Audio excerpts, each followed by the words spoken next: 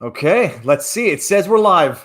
All right. Robert, this is, from my perspective, this is like, I won't say surreal because that might be verbose. It's amazing because I've been like doing videos on the Nicholas Sandman for a while now.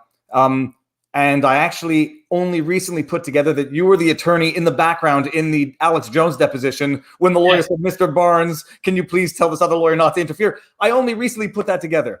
Yeah, exactly. So this is amazing. Thank you very much for doing this. I don't know how much time you have, but your time is mine. So as much as we can get done.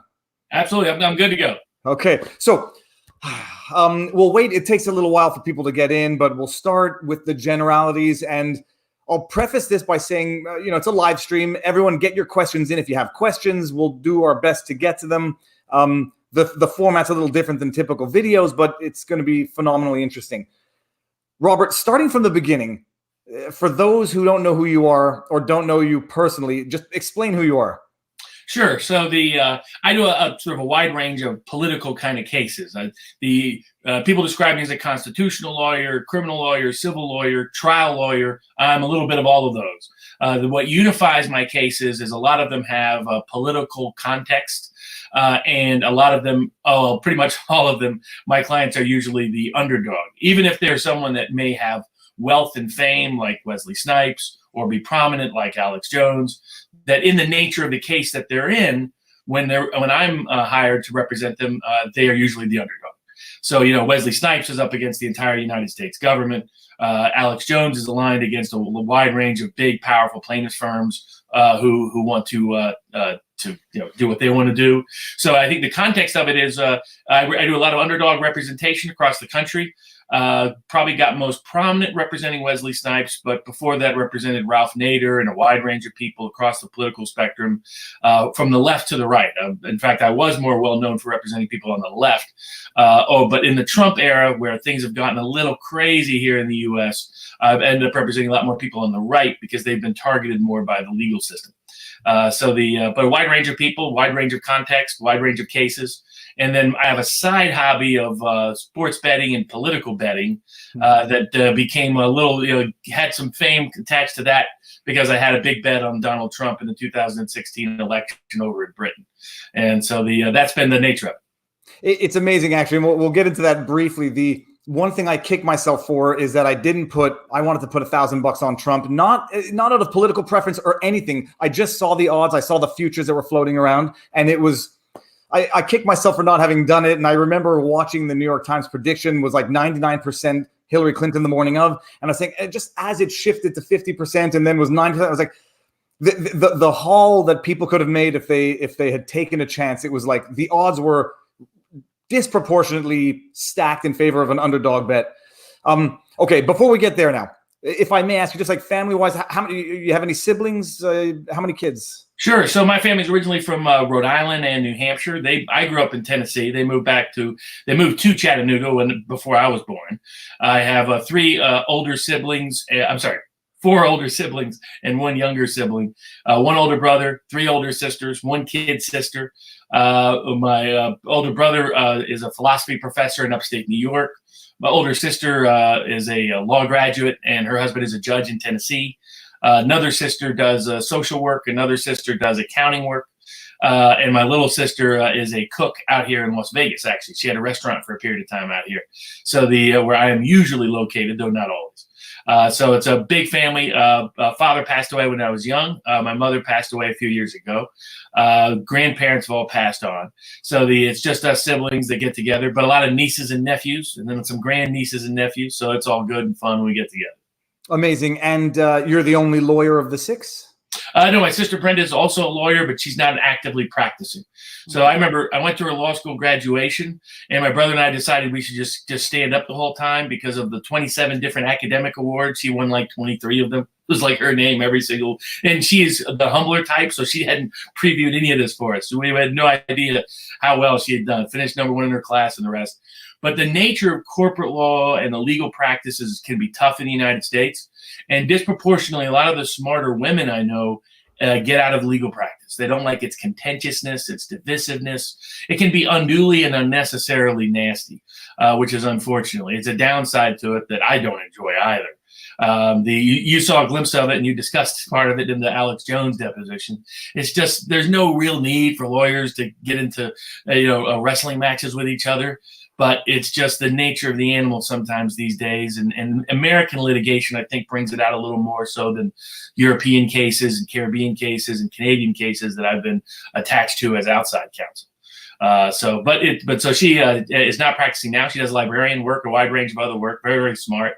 And she's on the political left, so she's not a big fan of Trump or some of my representation. But just like some people weren't fans of me representing Ralph Nader, I got some old Democratic friends that are still agitated at me for that. So just the nature of the animal here in America. Well, that actually gets to one of my other questions is, despite the political divergence among siblings, you all still get along, love each other, and talk openly? Oh, absolutely, absolutely. It's a good debate section. So my oldest sister is more of a traditional conservative, evangelical conservative, but with some distinct political viewpoints.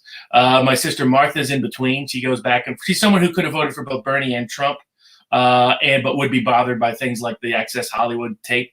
My sister Brenda is like a strong Elizabeth Warren backer, strong Hillary backer, strong within the feminist movement. My brother Gordon is sort of on the populist left. My little sister Laura is sort of was a Bernie backer too, but considered voting for Trump. So it's a wide. The nice thing about it is you get a wide cross section of different demographic viewpoints within the same family. So from a political betting perspective, it's fantastic intel. Well, see, I will probably get into this later on as well, but like, it's amazing to have the spectrum, but it's also amazing that you can still have the discussions and still get along, love each other, and be a family. Whereas, say, on the social front, that might be a little less so the case. And we'll probably get there. So yeah. When did you get sworn in? How long have you been practicing? So I graduated from the University of Wisconsin Law School in 2000. So I was first admitted to Wisconsin, then was admitted to Tennessee, then was admitted to California, then was admitted to a wide range of federal courts. Here in the U.S., the courts of appeals you can become a general member of. U.S. Supreme Court, I'm a general member of. U.S. Tax Court. There's some district courts, federal district courts, that allow you to become a general member of their courts. So I'm from Florida to Texas to Wisconsin to California. I'm a general member of a range of courts. My active license is based out of California. That's where my practice is based on. Trust account is, et cetera. But been practicing since, licensed to practice since 2001. Started working in 2000 as a law clerk pending my bar admission. And started out for a street lawyer who literally took in every case off the street. So it's just like John Grisham's novel. Though the utility was, well, let's just say he had an interesting approach to work. He might have been a little bit of manic depressive. He was there sometimes, not there other times. But the benefit of that was I got wide ranging firsthand experience that you would never get as a kid lawyer in the United States. Doing six-figure ERISA cases, workers' comp cases, civil rights cases, just all the wide range of cases that come from being a street lawyer in a small town in Tennessee. And from there, went to work for a public interest law firm, which was a lot of fun. An old famous tax lawyer in town and decided to start a public interest law firm that was just going to do public interest work. So represented victims of domestic violence and abuse. Half of our cases in all these small counties throughout the southeast part of the state. And then we got to sue every big bank in the world. So we were doing subprime predatory lending litigation long before it became popular or became The Big Short or became The Inside Job or any of those documentaries or books down the road. We were suing all those banks as a two-lawyer public interest law firm in southeast Tennessee in 2002. And they couldn't do anything about us because all the judges loved us because we were just these two little guys taking on all these big banks. And they just found that fun and fascinating. So I did that for a couple of years, then went up to a prominent personal injury firm that did all the big plaintiffs' work, sort of a John Grisham, King of Torts type character in every way, good, bad, and otherwise. But he taught me a lot. Taught me a lot how to do depositions.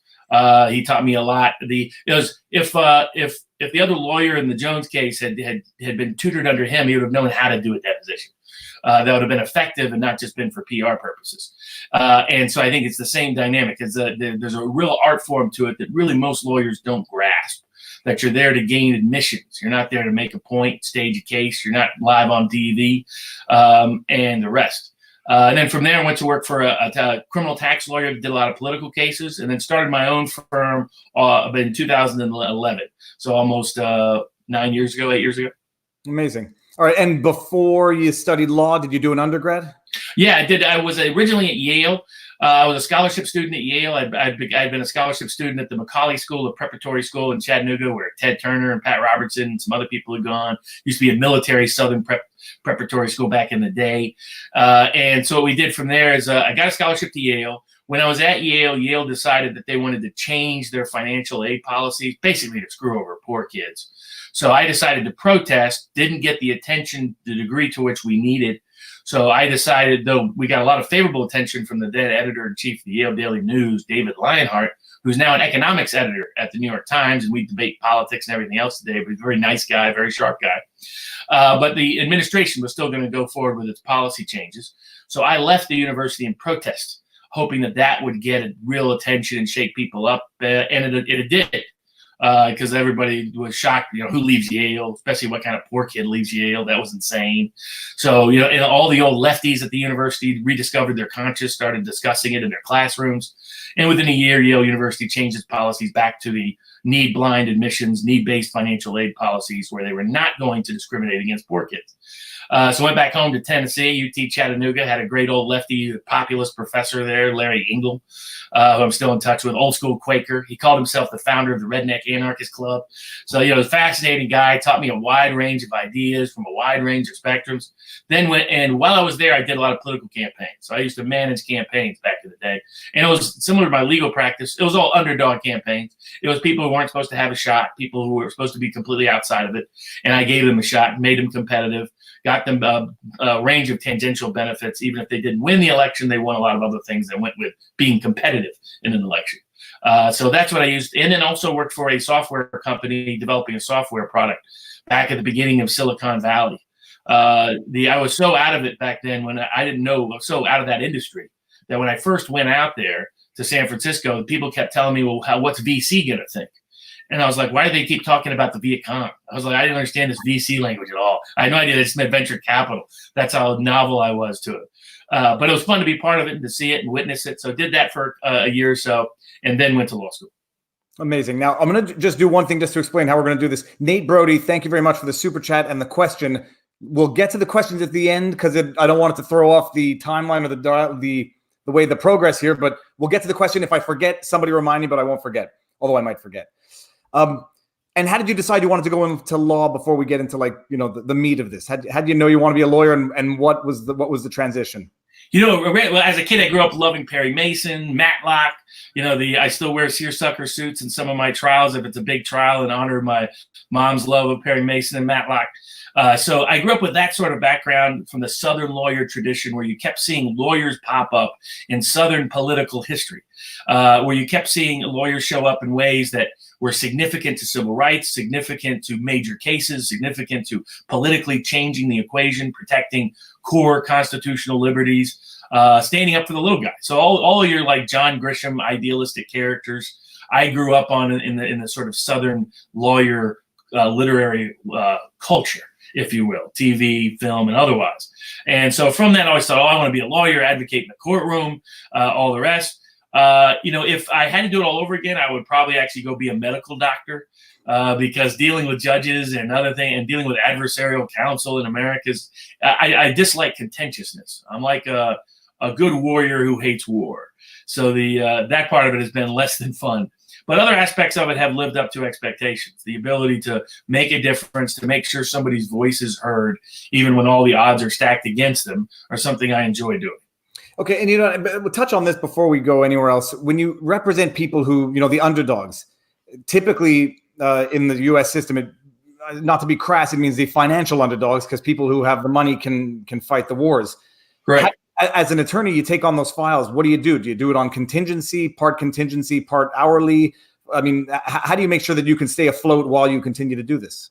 It's sort of a range of both. So like in the Covington case, all of those are done pro bono.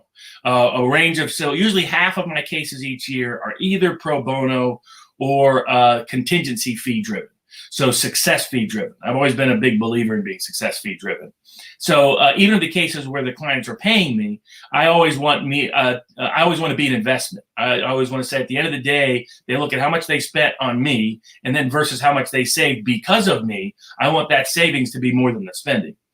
And so the other advantage is there are enough people with resources who do get attacked in the United States by people with just a lot more resources.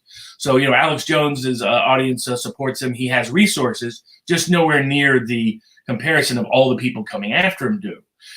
So there's a disparity, and he's the underdog for political reasons. That in the courts that he's in, most of the courts don't lean his direction politically. The case has a lot of political overtones. There's a lot of people in the press that don't like him. So that's how he becomes an underdog, even though he has some resources to defend himself. The same with like Wesley Snipes. Some of my criminal tax cases, they're able to get together enough resources to keep the lights on. And that's how I'm able to balance it out. And then I'll have usually one or two outside general counsel clients that are just giving them outside general strategic advice about business and law that helps pay all the bills and pay all the other cases. And if I'm prying too much, let me know. Pro bono versus contingency. Pro bono means any entire award goes to them. There's no legal fees whatsoever, versus contingency meaning a percentage of an award. Exactly. So pro bono means that you're always working for free, no matter what. Whereas contingency means maybe you end up working for free, or maybe you end up getting paid at the end of the day. And if you do those cases right, those contingency cases can be lucrative cases. It's one of the best parts of America's legal system in the plaintiff side practice is the ability to use contingency fee cases to equalize access to the law for people who otherwise don't have the upfront resources. Interestingly enough, in the United States, they prohibit the use of contingency fees in criminal cases or family law cases, and I've never agreed with that, because those are people in particular who often do not have access to legal resources and need it. And I would have a lot more money if I could do contingency fees in criminal cases. Well, how would a contingency fee work in a criminal case anyhow, where there's, it's not finances that are at issue, but rather freedom? So what it would be if you get acquitted, or if you get acquitted of this count or that count, that you would get a success bonus. So that you could, that's how it works. And there are some other countries where that's okay. It's just not okay in the United States. And I get the logic of it. They somehow think it will contaminate the process.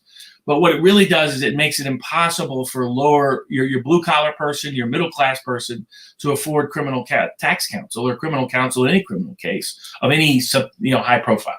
I mean, I don't see how it would taint the process any more than just $500 an hour legal fees for a criminal attorney. If anything, I think that might taint it more, because you get rewarded for taking longer to resolve the problem. That's exactly right. One of the perverse disincentives of the American legal system is you have all these wacky incentives so for example, if you're in a civil case and you get your client bogged down in a discovery debacle and you're getting paid on an hourly basis, you get rewarded for that. Whereas like almost all of my fee structures are designed so that they're not. I do almost no hourly work at all. It's all flat fee work, so that I make an assessment of risk, make an assessment of what the work is, and I never have any incentive to create more work for my client than needs to be the case. No, that's very interesting. It's one of the things in my practice in Quebec where we don't have these massive payouts for plaintiffs. So very rarely do you take these contingency files unless it's maybe medical malpractice where you expect an insurance payout. But taking anything on a flat fee or contingency, you end up getting, for lack of a better word, hosed, because you get bogged down in discoveries, communication of documents, all of these ancillary motions that have nothing to do with resolving the substance of the matter. And then you're stuck doing it because you agreed to do it for $5,000, $10,000, where now it's taking twice as many hours. And God forbid the other party finds out, and then they really screw you by making you work for free knowingly, which probably adds to the divisiveness of the practice. So that's very interesting. And family law, I mean, I guess I can understand that as well. But so the question then is now, I guess, to get into the Sandman case in and of itself. First of all, for those who don't know now, there are three different sets of Sandman lawsuits, right? There's your case with Sandman versus the celebrities, John Doe 1 through 8. So what it is Nick Sandman is represented by a completely separate counsel. So Nick Sandman is represented by Lynn Wood. Yeah. So Nick Sandman has brought, I think it's 3 separate cases. I know 2, CNN and Washington Post. I know he talked about bringing in a third. I wasn't sure if it got filed yet.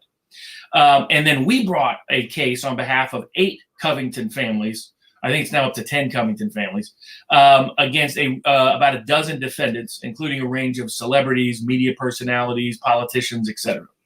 And what happened is we ended up on parallel tracks, partially by coincidence, partially deliberately. So it had been my advice to Lynn Wood to take a different tack than they took. That's publicly out there. I had a different strategic approach in mind. The hard part of what Sandman did out of the gate was he sued his toughest defendant, the Washington Post, in his most difficult venue, federal court, on what was factually probably not his strongest case. He had a much stronger case against Reza Aslan and others than he did against the Post, because mostly what the Post did is republish other people's inaccurate statements rather than publish their own. Plus, the Post had issued what in Kentucky is considered a correction, because under Kentucky law, all you have to do is print the other side's story, and that counts as a correction. You don't have to print a retraction. You don't have to. So my view was, hey, let's go after our stronger cases first, and then proceed to the bigger guys who are going to be lined up. He decided he had a different approach. So he went forward with the Post right out of the gate. He sort of took let's see if I can win my toughest case first approach. And they initially lost it. Because of that, my worry was that would create this impression in the court system that you then couldn't bring any Covington cases. So I was originally on a slower timetable. I wanted to give more people time to correct, more time to retract, more time to get resolution and settlements before we had to pull the trigger. Yeah. But the nature of Sandman losing initially in federal court meant we had to file quicker. So that's what we did. So we went in and filed suit against everybody, knowing they were probably gonna fire back a lot better than actually the Post did, because we have so many people that we're suing and because they're so high profile. So Senator, we're basically aligned up against, this is probably the ultimate underdog case, because we're lined up against 10 of the top media corporate law firms in America. And it's just us, Barnes Law. So we're firing away as best we can. Like my great-grandfather who said, don't shoot until you see their whites of their eyes. That was actually an ancestor at Bunker Hill. So we're going up against them all, and that's the hard part. But the advantage was we filed in state court. Warren initially, right away, took it to federal court.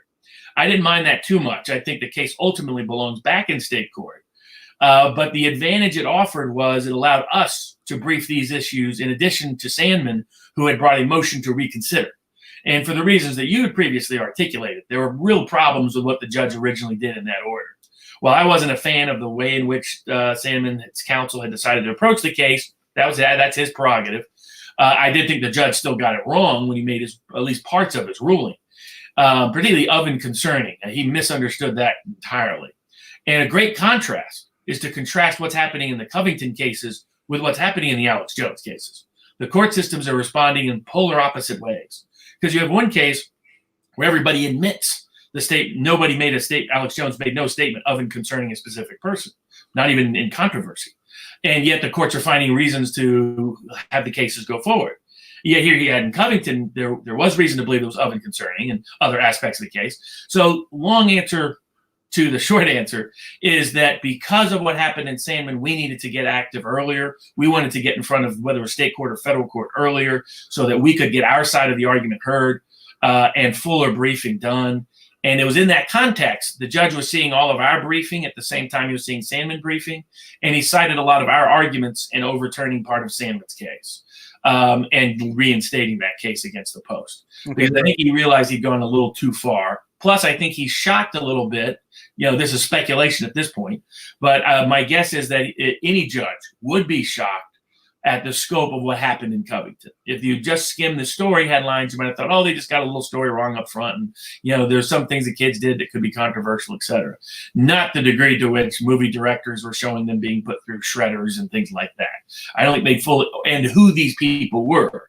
They had people like Elizabeth Warren on this bandwagon, now the leading Democratic candidate for the presidential nomination, maybe the future president of the United States. She's taken a very unique legal position in the case. Our position is that Kentucky has no jurisdiction over her, and that as a senator, as long as she says, I say this statement as a senator, she can lie and libel anybody, which has not been what the speech and immunity clause is all about. But it's all going to set new precedent. We're going to have all kinds of new precedent. Okay, so actually, before we get there, because there's what's going to be a whole new slew of branches of questions. So there's 3 sets of lawsuits. You have the Washington Post, CNN, and call them the celebrities for lack of a better word. Sure. Lynn Wood represents Sandman in CNN and Washington Post. Yep. In your John Doe's 1 through 10 or 1 through 8, does that include Sandman as well? No, it does not. Okay, so your case against the celebrities is John Doe 1 through 8, which are other families, but not Sandman himself. That's correct. It's all the other kids around him. Is Sandman suing the other same celebrities at the same time as your suit? Not yet. It was a difference of strategic approach. Sandman's counsel's approach was almost, the way I would look at it is he went from hardest to, he started out with the hardest case first. Yeah. Whereas we started out with the cases that we felt were the strongest cases first.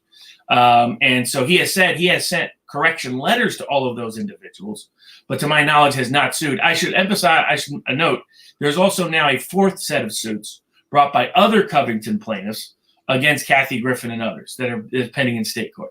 Okay. So there's 4 sets of suits involving 2 in Sandman, third mine, a fourth involving another group of families. So there's a wide range of Covington litigation going on, some in state court, some in federal court. And so, okay, I mean, that's very interesting. So then at least what that means is, for everybody watching, is that you're not representing Sandman in any of the cases, but by and large, the cases, if not absolutely analogous, 99% analogous, save and except for certain factual details, like it was Nicholas's face on the picture of the Washington Post and not any of the other kids, but all of the other kids suffered the exact same, call it doxing, call it harassment as Sandman to a greater or lesser degree, but that's your case against the celebrities, virtually identical in fact pattern to Sandman, who is yet to decide whether or not he's going after the celebrities, but has gone after CNN, Washington Post. Exactly. So so really with Sandman became sort of the poster boy of it, and he was sort of the focal point of it. But many of the Covington kids were equally co-identified, and that's why almost all the statements made on social media were never specific to Sandman. It was the Covington boys in general. And often it was misdescribing conduct of the other kids, not just Sandman. The main other difference between them is that Sandman was willing to disclose his name. So the other kids were not. They wanted to protect their anonymity. Their families wanted to protect their anonymity. They were still sufficiently identified that people directly harass them, directly dox them, and the rest, but they don't want to be nationally have their names out there. So that's one of the issues being argued. It's interesting. Senator Warren and others of these defendants have taken the position that there should be more anonymity in the legal system to protect victims. Yet in this case, they're demanding all the kids' names be publicly disclosed. Well, now, my point is, it doesn't make any sense to bring an invasion of privacy case saying, I want to keep my name private and be forced to disclose your name as a precondition of bringing the suit. So I think we should prevail on that, given that these are all minors. But you never know. That too will be there's a lot of big legal issues outside of the social media political controversy in this case that will be decided, that go far beyond the impact of this case. It's what it shares in common with the Alex Jones cases. The Alex Jones cases will define the future of free press and free speech in America, far past the name Alex Jones. The Covington cases will define the scope of speech, senatorial liability, federal jurisdiction, and the right to anonymity, and invasion of privacy claims, a wide range of major issues beyond just the Covington kids. Okay, that's very interesting. And 2 last questions, and then we're going to get into some more specific ones. Washington Post filed the motion to dismiss. We all saw what happened with it. Initially granted, then stepped back a little bit and reinstated. Did CNN make a motion to dismiss? I believe they have, but it's still in the briefing stages, is my recollection. I think, and CNN, because I read it, and honestly, I was surprised. Like, if you read the motions to dismiss that Senator Warren filed, Congresswoman Hallen filed, Kathy Griffin, the Mother Jones editor, there's a Princeton professor, other people that we've sued, they went out and hired the best libel lawyers in the country, and they honestly did a much better job briefing than either CNN or the Post did. So one of the reasons we waited to sue is we knew that would be the best briefing in all likelihood because of who these people had prior legal relationships with. Maggie Haberman is a defendant. New York Times agreed to defend her. They have the best libel lawyers in the country on their payroll. So we got the best shot across the board, but we had prepped for it. We had looked at what we would have done to if we were on the defense side, how would we have moved to dismiss the case? And we researched all the Kentucky law, all the relevant applicable law in other jurisdictions, all the various scholars and treatises. And we were prepared for where they were going to go. And we had pre-done our opposition to motions to dismiss before we'd even filed our complaint. And there were no surprises in that regard. Okay. But the only surprise was I really didn't think Warren was going to make the personal jurisdiction argument that she was above the courts of Kentucky when she's running for president on a ticket in Kentucky. So it's a little, but it is what it is. No, we're going to get there in greater detail for this one. Okay, and so the CNN motion to dismiss, by and large, the same as Washington Post, I guess, saving except some details. And I thought. I was going to say, I thought both of them would make motions to transfer venue because the D.C. law is different. Georgia law is different in certain respects, unique to the Sandman case, but they didn't. Once Bertelsmann made the judge made his original ruling in Sandman, everybody thought, oh, he'll just rule it out in the defendant's favor across the board. Okay. And if they had researched that judge, he's a very independently minded judge. He's a rare judge and willing to acknowledge he might have missed something. There's a lot of judges that don't grant motions for reconsideration, no matter how sound the argument may be, just out of they're just not that temperamentally disposed. Well, maybe out of pride, they wouldn't say they made a mistake. They'd wait for the Court of Appeal to take a chance. Exactly. Okay, so now, that's not this judge. Well, I was surprised. I still think that on the substance of the other arguments, I personally still believe it was more a question of appreciation of fact that ought to have been left to a jury. But oh yes. My thinking is maybe in having come back on that in discovery, they'll get documents or whatever that will allow them to reintroduce some of the allegations that had been expunged or booted from the proceeding. So now bringing it back to yours, then you're the John Doe's 1 through 10 versus the celebrities. Yep. It's been very quiet, and I follow this. I haven't heard about any of the motions to dismiss from any of the various defendants. So starting with Elizabeth Warren, because it's fascinating. How many motions to dismiss, or how many basis of dismissals has she raised in her motion to dismiss? So it's sort of a bifurcated approach. So first is that she remanded the case from state court. Removed it from state court to federal court. So we filed a motion to remand the case back to state court. And theoretically, the judge can decide that issue first and if he decided it in our favor, would not have to reach the motions to dismiss. Then when she filed her motions to dismiss, one of the interesting arguments she made was, federal court really doesn't have jurisdiction over this case, even though she's the one who removed it to federal court. On the grounds that there isn't in my case, all the kids are not suing for some big amount. They're suing for less than $75,000 per claim per defendant, which makes it not subject to federal jurisdiction. Warren's excuse was, I'm a U.S. senator, so I should never be tried in state court in any state in the country, which was an interesting proposition to hold. And it's one of the bigger policy issues that go beyond it.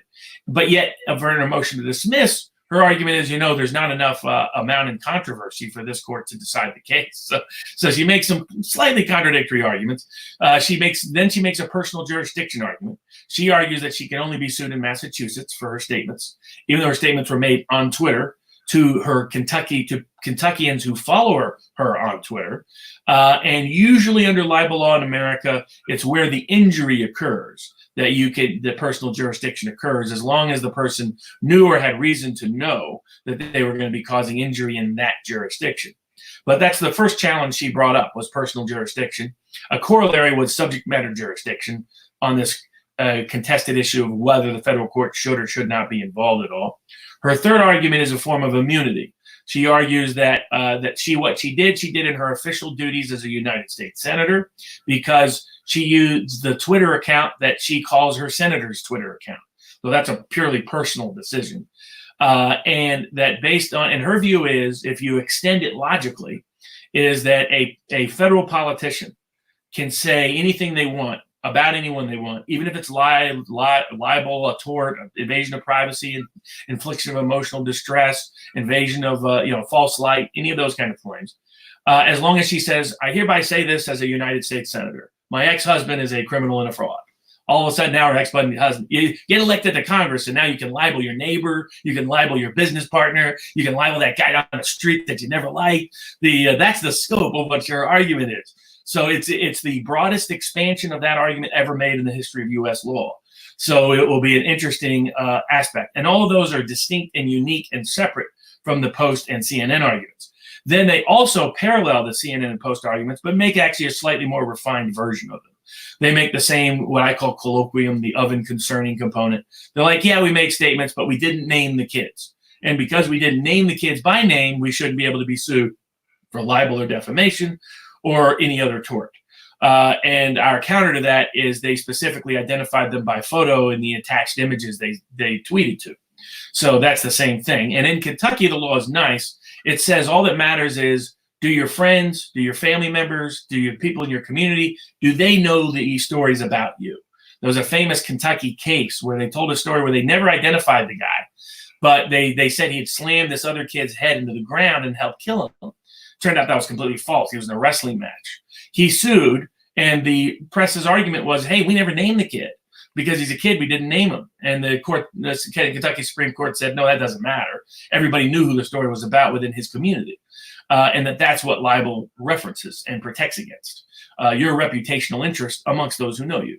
And it's more favorable in Kentucky than in other jurisdictions, which is why that might be a preferable jurisdiction for a defamation case. That is correct. You get in particularly libel law in the United States, but also what I would call its corollary claims: invasion of privacy, intentional infliction of emotional distress, negligent infliction of emotional distress. A lot of these claims are new and novel, have been established just over the last decade and a half. They're still trying to figure them out.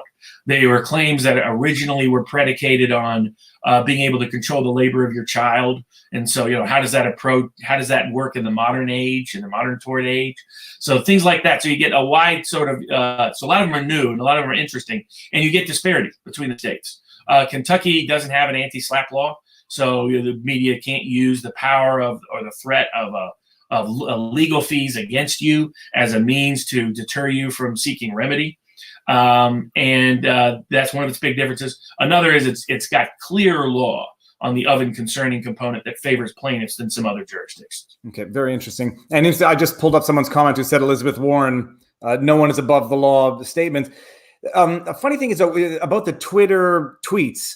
If I'm not mistaken, Trump raised a similar argument in his Twitter lawsuit that he was tweeting personal stuff, or he was tweeting through his personal account, and therefore it wasn't presidential officially. They struck that argument down in that case. No. Yes, they did. So it's an interesting question of, if you create an account and you label it your senator's account. Now, it's interesting that in Trump's case is he called that his personal account, and they still said it was a public forum for purposes of the right of people to comment on it. That is probably going to get reversed because that has never been held before. Here's what's happened in the past. If City forms a City Hall page, they weren't allowed to limit comments on their City Hall Facebook page because clearly that was the equivalent of being at a City Hall meeting. What happens when politicians create pages and they just stick their political title in the front of it? Does that then become a public forum? Most of them, including Senator Warren, don't act like it is because they're continuing to ban people and block people, which you can't do if it's a public forum. Yet she's trying to have her cake and eat it too. She's trying to say it's personal when I block people, but it's totally senatorial when I libel somebody. And that's the part that I think is, I don't know about that. Well, it is interesting. A lot of people were hypothesizing in the comment section of my breakdown of Trump Twitter lawsuit that Trump deliberately raised that weak argument so that a judge could say, no, you can't block people, so that standard would be held to the AOCs and the other people who were banning people left, right, and center, and using the pretext that it's my account, I can do what I want. Now, let me just get clear on this also. I'm not saying this to try to make Warren look bad. She's raising all of these defenses and getting involved in all of this as opposed to have, from what I understood, you offered her, as well as all the others, an opportunity just to correct their mistake. Exactly. Oh, in fact, the beginning of this case, we offered her the opportunity to just take down the tweet, issue a correction, and that'd be it. Didn't have to pay a penny, nickel, dime, or dollar. Case wouldn't move forward. She rejected it. Let me stop you there. Was the rejection just totally ignoring you, or was it we have no obligation to do that, we are within our rights, blah blah blah, lawyer type response? It was mostly that was not a satisfactory settlement from their purposes. That dismissal was all they wanted. And I just got to ask this: who's paying Warren's legal fees? Is it tax dollars or is it personal dollars? Don't know yet. So the lawyer involved is a high-profile Democratic lawyer. So I know that, for example, during the service of process part, the people from the House and Senate chamber were involved. So I think she referred it at some level, but it appears to me initially, based on who the lawyer is, that it is likely that she's personally paying for it. Or I don't think they could call that a campaign expense. So I assume it's her personally paying for it at this point. They may have sought indemnification, but I don't know. Or the lawyer may be doing it for a favor or whatever. Yes. For his end. Okay. I'm sorry. I was just wondering, because it's nice. Like I always say, it's nice to fight questions of principle, especially when you're not paying the bill for them. But of course it is. So instead of no, just removing correction, now it's this legal battle with these multiple motions for dismiss on a number of bases. Have there been any judgments on any of them, or has there been any progress? Where do you stand on that? There's still more coming in. So that because they brought their motions at different times. So and we had agreed to that to be. I'm always in favor of diplomatic protocol with opposing counsel, because at some point, one, you as a lawyer are going to need it. You'll need an extension or continuance for some reason for something else. And I've never understood unnecessary antagonism between counsel as a means of litigation strategy. So each of the defendants had different time frames where they felt they could bring their motion to dismiss. So basically, there's still more motions to dismiss coming in. And I think the judge is probably going to let them all come in and then make a ruling. He may just decide once he makes his mind up on something. He may say, well, I might as well make up my mind now, let everyone know what it is, because that will govern some of the other briefs coming in. But I think his inclination initially was, let's see what all the best arguments are that are possibly out there, given the wide-ranging of number of defendants and defense lawyers and the reputation of the defense lawyers involved. He knew he would get every possible argument that could ever be made to the Sixth Circuit Court of Appeals, that he would get a much more expansive briefing than even he got in the Post and CNN cases. So, and he has got that. And he's got the same from us. We've responded in anticipation of all of these different range of arguments. And so right now, I don't anticipate rulings until December. But some briefs are finished in the sense that the motion's been filed. We filed our opposition. They filed their reply with no oral argument scheduled. I don't anticipate him granting oral argument. He might. That'd be an interesting show, because it'd be us on one side and like 12 lawyers on the other, or 20 probably. Because in some of these cases, 2 lawyers, 3 lawyers, 4 lawyers have appeared. And I think the Sandman case is 4 or 5 from the Post and CNN. So that's a lot of lawyers on a single case. So maybe they would have to take up the whole side of the room. They'd take up like the jury side, the whole 9 yards. That'd be like the Ralph Nader cases all over again. If you say no oral arguments, does that typically mean that these are all questions of law? You don't need to argue, say, fact or witness testimony, so it can be done by brief? Yeah, all of it can be done by brief. And really, oral argument is just there if the judge has questions on legal issues that were unanswered by the briefs. Okay. And a lot of lawyers like oral argument because they think it makes a judge's difference. Almost every statistical survey and my own personal experience has been that when a judge gets up to the bench, 85 to 90% of the time has made up his mind and will not change his mind. And so I used to say that the only reason to even do oral argument before appellate courts is in that 1 in 5, 1 in 6 chance you can change their mind if you realize they're on the other side. I only had one case where I've ever seen that actually happen. So for people out there who want to track appellate arguments in the United States, they might look at it and see all you have to do is track who gets more questions, and that will tell you who's going to win. Whoever gets more questions loses the appeal 85% of the time. It's because what they're really doing is they want they won't say this, but in my view, the judges are trying to trap the opposing side into conceding arguments so that they can make their appellate ruling against you easier. They generally don't like me for that purpose, because once I see that happening, I'm very counter-aggressive. But that's the only reason to appear. In my view, this is a case that can be best decided on the paper in terms of this stage of the case. Either which way, it probably goes up to the Sixth Circuit, whichever way. Now, if he says, well, I'm keeping it in federal court, denies our motion to remand, but denies all the motions to dismiss, then that would mostly be delayed. But it would not surprise me to see them bring a request for interlocutory appeal on the personal jurisdiction issue and on the federal immunity issue. So it would not. I will be surprised either way if this case goes to discovery in our cases in anytime soon. I suspect they're going up to the Sixth Circuit on some set of issues because they've raised every unique argument that can possibly be raised. No, it's amazing. And I don't know if people have like an appreciation of what goes into this in terms of like labor when you receive these motions. You have to read them. You have to respond to them. When you say that you're still receiving briefs or motions, is it from Warren in particular or from the others? Has Warren filed all of her motion to dismiss? Warren has filed everything. So Okay. she's filed her opposition to our motion to remand, her motion and reply in support of her motion to dismiss. And that is true, I think, of half of the defendants. There are several defendants who have not yet appeared in the case, including some famous ones. I don't think Anna Navarro has appeared yet. I don't think Matthew Dowd has appeared yet.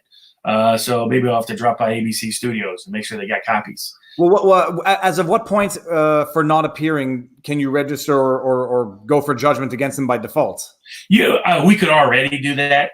I'm a critic of default judgment in general.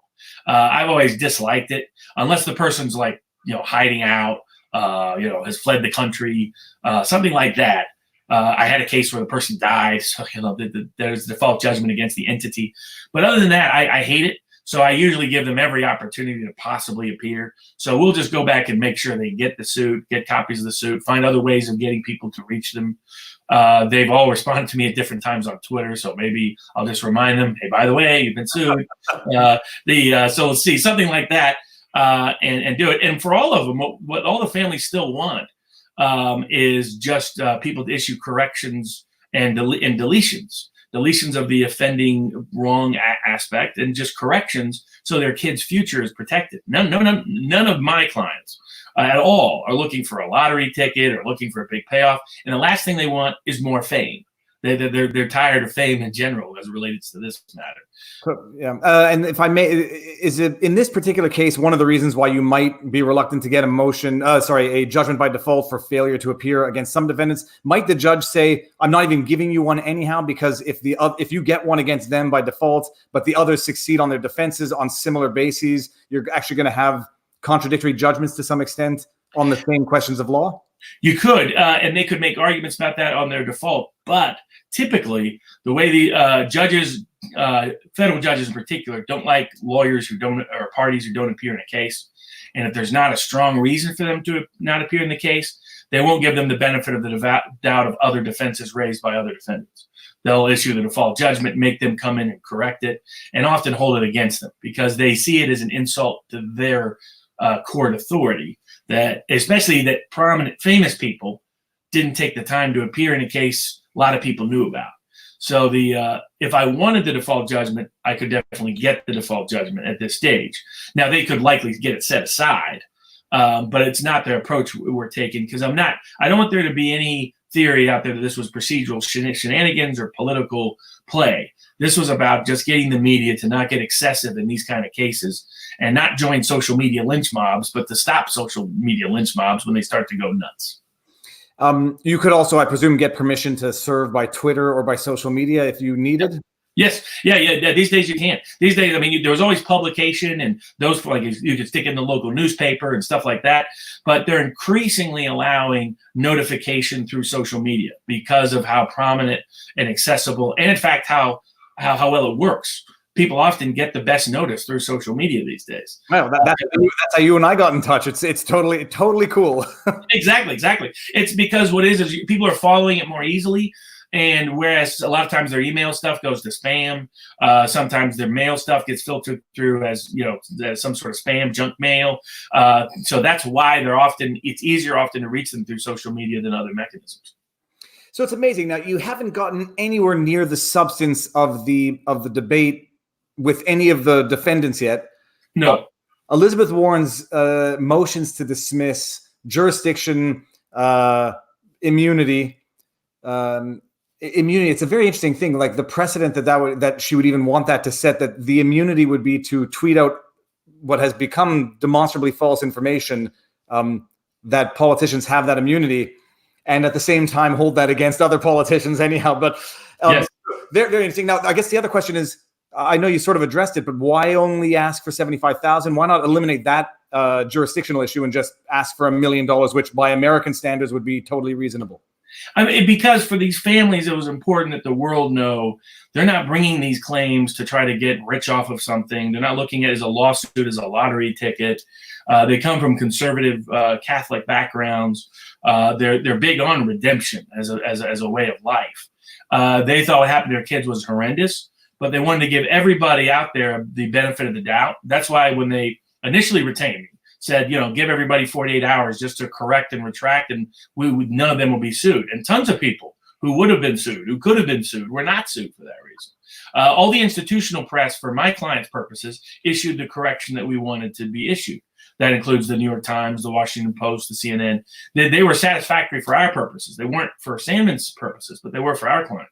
They issued corrective stories. They told the other side of the story. You didn't draft the apology that you wanted them, or the rectification that you wanted them to publish. No, what we said is print our side of the story, and what we wanted them to do is to broadly publicize the independent investigators that investigated the case that cleared the kids of any wrongdoing.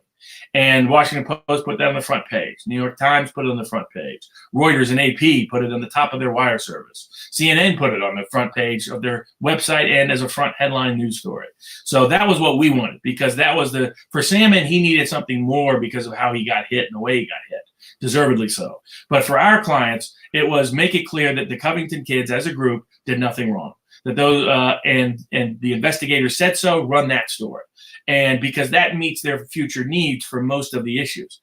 The problem is having these prominent people out there still saying negative stuff that's still popular on their social media that could harm these kids on an ongoing basis. And that's why they were like, okay, we want to correct it. And if they won't correct it, we want them to pay the equivalent of 4 years of University of Kentucky college tuition.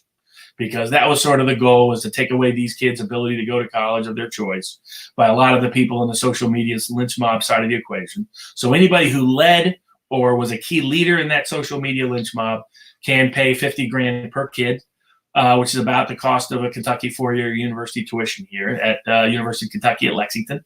And that was fair. That was proportionate. That was reasonable. So that's why they wanted it, whereas they didn't see $1 million in damages is what they sought. I understand why Sandman is seeking a lot more. He wants to send a message to the media for the rest of eternity. These folks just want their kids' legacy protected and their kids' lives protected. They're not trying to make a political point. They're not trying to file a political lawsuit. They just don't want this. They don't want this to happen to anyone else in the future. But mostly they don't want their kids to be continually harmed by those people who are continually harming them and posing a risk of continual harm. Incredible. And do you meet with the kids when you're preparing the drafting, or now is it sort of you've met with them, you've gathered all the facts, and most communication is, say, with their parents or with one representative to keep things simple? It's with each of the parents separately. So because we have anonymity, I don't communicate with them as a group. I communicate with each parent separately and individually, and we just keep them updated and apprised as the cases come along, as issues develop, so that they know what's happening, what settlement proposals might be out there, what we propose, what the status is procedurally, how it's working substantively. I started an organization with the help of some other people to help fund the cost of the case. We have a local counsel that gets paid out of pocket by me to handle the local counsel fee, things like that. So we started a Free America Law Center, and that's been good. People sign up, monthly subscriptions, that kind of thing. Actually, what's the website? Maybe someone can pull it up and post it. Sure. freeamericalawcenter.com. So the idea was to start something that, the ACLU has left a whole bunch of groups out in the dark of things the ACLU used to cover.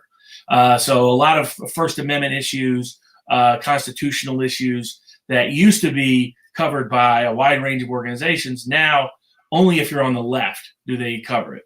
So I started Free America Law Center, and what we do is we provide podcasts, exclusive books, monthly book series. People can email, and they get answers to basic legal questions, things of that nature. Made the monthly subscription like $17.76 a month because it had a nice significant value, but also very affordable. Didn't want this to be big donor driven, so that we can have a lot of ordinary people who could support cases like Covington. It doesn't go to pay any legal fees of mine. It solely goes to pay the local counsel, who's the Kentucky local lawyer, because in the United States, unless I'm licensed in each state, I have to have a local lawyer there with me. Sometimes I call it the Local Lawyer Employment Act, the way it works in some states, Montana, South Dakota, and I understand why they do it, but sometimes they might impose a little bit more obligation than need be, but I understand the purpose of the rule. And so it's there to make sure you have a local lawyer who knows the local court system, the local bureaucracy, the local clerks, and the local rules, and the state ethical rules that may be distinct or unique. It's an aspect of American law I still raise questions about. I think we should have a national bar license in the United States, at least for federal court and for a lot of proceedings. There isn't really a big difference state to state that's so dramatic that we can't have lawyers licensed in all the states. Yeah. But that's what. So he has his cost, and he's doing it at a very discounted level, which is very good of him and generous of him. And then you have the court costs, subpoena fees, service of process fees. Ultimately, we'll have deposition transcripts, all that jazz. It easily costs over $100,000 in out-of-pocket cost. And we have the nice thing is the people who support Free America Law Center make it easy for this case to go forward, because the Covington families don't have the means to do that. And so that's progressing well. Okay, amazing. And before I forget, because I've been pinning this comment here for a while, Joshua Cornelius, thank you very much. I want to go down and make sure that I got the right link in that I just posted while you were mentioning it. Free America Law Center. I'm not going to click on it because I might lose the screen, but I put up the link. At least I spelled it out. Center as in CENTER and not CENTRE. Exactly. Okay. Okay, that's very interesting, actually, and a lot of people might not even appreciate the very high hard costs, like a stenographer per hour. What does it cost in the States? So usually a transcript, well, particularly these days, everybody loves video transcripts. The reason for that is in a lot more and more courtrooms in the United States, video deposition testimony can be played at trial. So it changes the nature of depositions entirely. Depositions when I was starting out as a lawyer was all about getting certain statements that you could, do a prior inconsistent statement with and impeach them at trial and whatnot. Now, depositions are actually trial because they're going to play the video excerpts, particularly the opposing side. And if you're not on cue, if you're not on display, if you're not ready to go, if you don't think you're as a witness looking to the jury when you're looking into that camera, then all kinds of things can happen. You saw a sort of example of it with Alex Jones. They played the world. We'll get back to that at the end of this. We're going to get to that at some point, but yeah, it's amazing. It's a different environment. What used to be about setting things up for trial to get statements and to get admissions is now about previewing for trial, or in some cases, as the plaintiffs did in the Alex Jones case, for PR purposes and public relations purposes. So you have a whole bunch of dynamics in play. But video transcription costs are even more than the stenographer costs. And you have to have both. You have to have the stenographer there doing the deposition, doing the shorthand, and you have to have the video experts there doing it. And they have to be able to take the oath. They have to sign NDAs. They have to be trustworthy. So often a deposition will usually cost a couple of grand. Easy, per deposition. The court filing fees will run you about $500 to $1,000 over the course of a case for different things. Each person has to file their own fee. You have to file per case.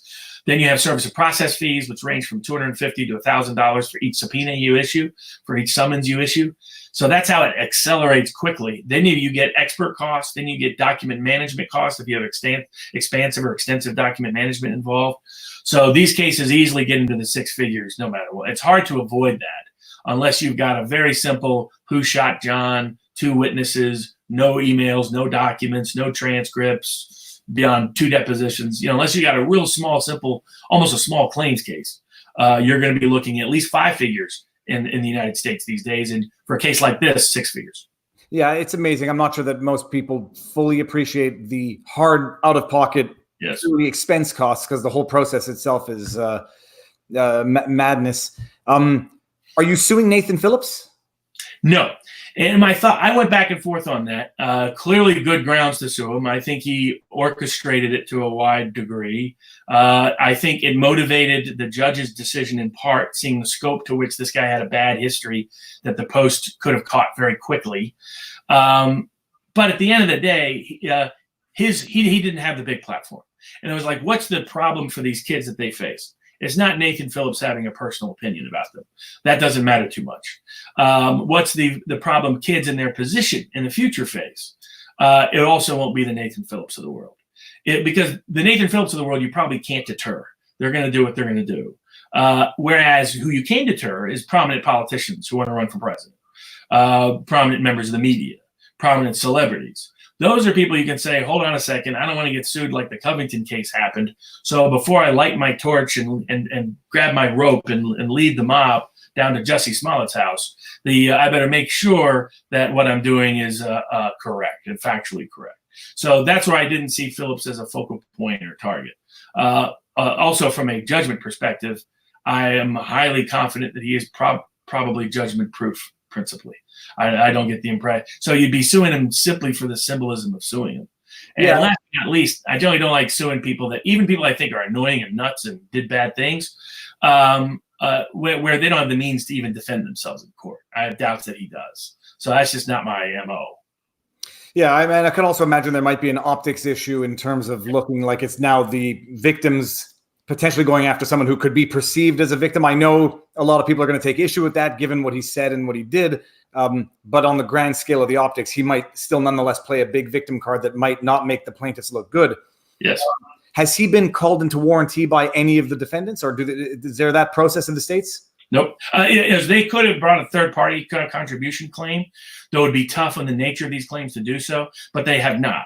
And they're still defensive of their posture. They're still defensive of their position. And some of them have said some interesting things in their motions to dismiss. I mean, things like, oh, look at these disgruntled, whiny kids. And it's like, we wouldn't be here if that's all that's going on. Well, I don't want to guess which one said it, but all of these motions to dismiss, the motions are public. In theory, anybody can go to the courthouse and pull them up and read them. Exactly. In fact, we're going to be uploading them to Free America Law Center's site so that everybody can see. And I'll probably put them up on my site too, because I want people to see the scope of it. One, I think it's great legal research on both sides of the aisle for people who want to see both sides of the argument. So I'm going to try to upload all of our responses, all of their arguments, all of them together, try to put them in HTML format so it'll be easier to search. Scribd and other formats limit search capability.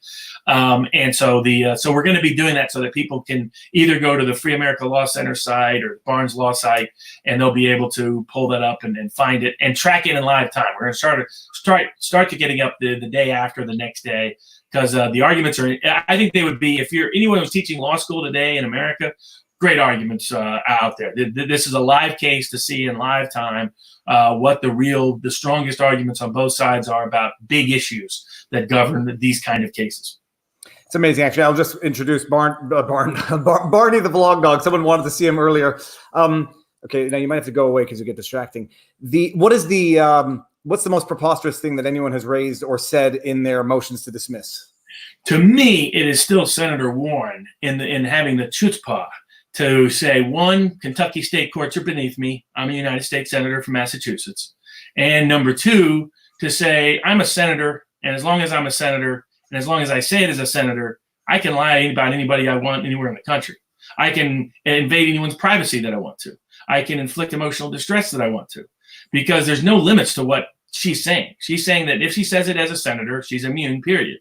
And that I thought she wouldn't go that far. I was like, she's running for president. Does she when she's attacking President Trump for saying no one is above the law, to come in and say, not only am I above the law, I'm also above your local little court system too. That took some guts. So it was the legal. I mean, I understand why her lawyers would want to make every argument out there possible that could possibly apply. But I was like, from a moral perspective and political perspective, that's a shocking kind of argument. Looking at the public policy impact that it could have, I would be troubled by making that kind of defense. Well, I mean, it's amazing, especially in an election season, given what she's going for, to raise that. Yeah, from a moral perspective, from a perception perspective, but also from a consistency perspective in terms of it really does. I'm not trying to play politics, but it seems like her attacks against Trump in terms of reckless tweeting, saying false statements. She's basically saying no one is above the law. Yeah. So I guess her slogan is going to be "No one is above the law" with a little asterisk, and you have to read the little footnote that says, "Unless you're the senator from Massachusetts and sued in Covington, Kentucky." Well, it's amazing. I'm sure political pundits will have fun with that, pulling it up when the time comes. Yes. Okay, so you've got Warren, you've got Reza. I know him. I've seen him a few times. Yeah, so he was Reza Aslan. He was a longtime CNN guy. He was the one who said about he put a picture of the Covington Kids with Nicholas Sandmann's face, but also several of my clients' faces in the photo, and said, "Isn't this the most punchable face?" Which I found just shocking. I was like, even if you disagree with someone, even if you think what they did was really bad, even if even if you had an incorrect perception of what took place there, you're calling for violence against minor children that you've never met based on an incident you didn't witness?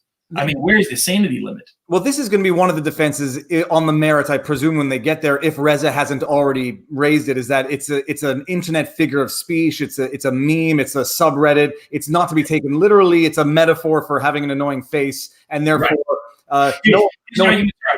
yeah, exactly. And that will go back to your original discussion of the Sandman Washington Post case, which is the Kentucky law is if something could be interpreted in multiple ways. It could be interpreted as a threat. It could be interpreted as a meme. It could be interpreted as hyperbole. It could be interpreted as a specific suggestion. Then it's up to a jury to determine which it was. And they get to look at a wide range of context for that. I think what hurts all of the defendants in our cases is that we gave them so many opportunities. I mean, we gave them 8 months before we brought suit to correct, apologize, delete, issue some sort of modification of their statement. Given Aslan knew it was being interpreted that way broadly, but for whatever reason refused to issue any correction, deletion, apology of any kind. I mean, he could have easily said, "Hey, I only mean this as right underneath." Yeah, right? well, but a lot of people do take it as a dog whistle, or they. Unfortunately, people have been going around punching people who they do for stuff. No, that's it. It's first of all, whether or not I even think that it's a legitimate argument, I suspect they'll raise it, but it should sensitize people to the consequences of their tweets, where it's not just words in a tweet or characters on their iPhone. It actually can have real world consequences. That it didn't in this case.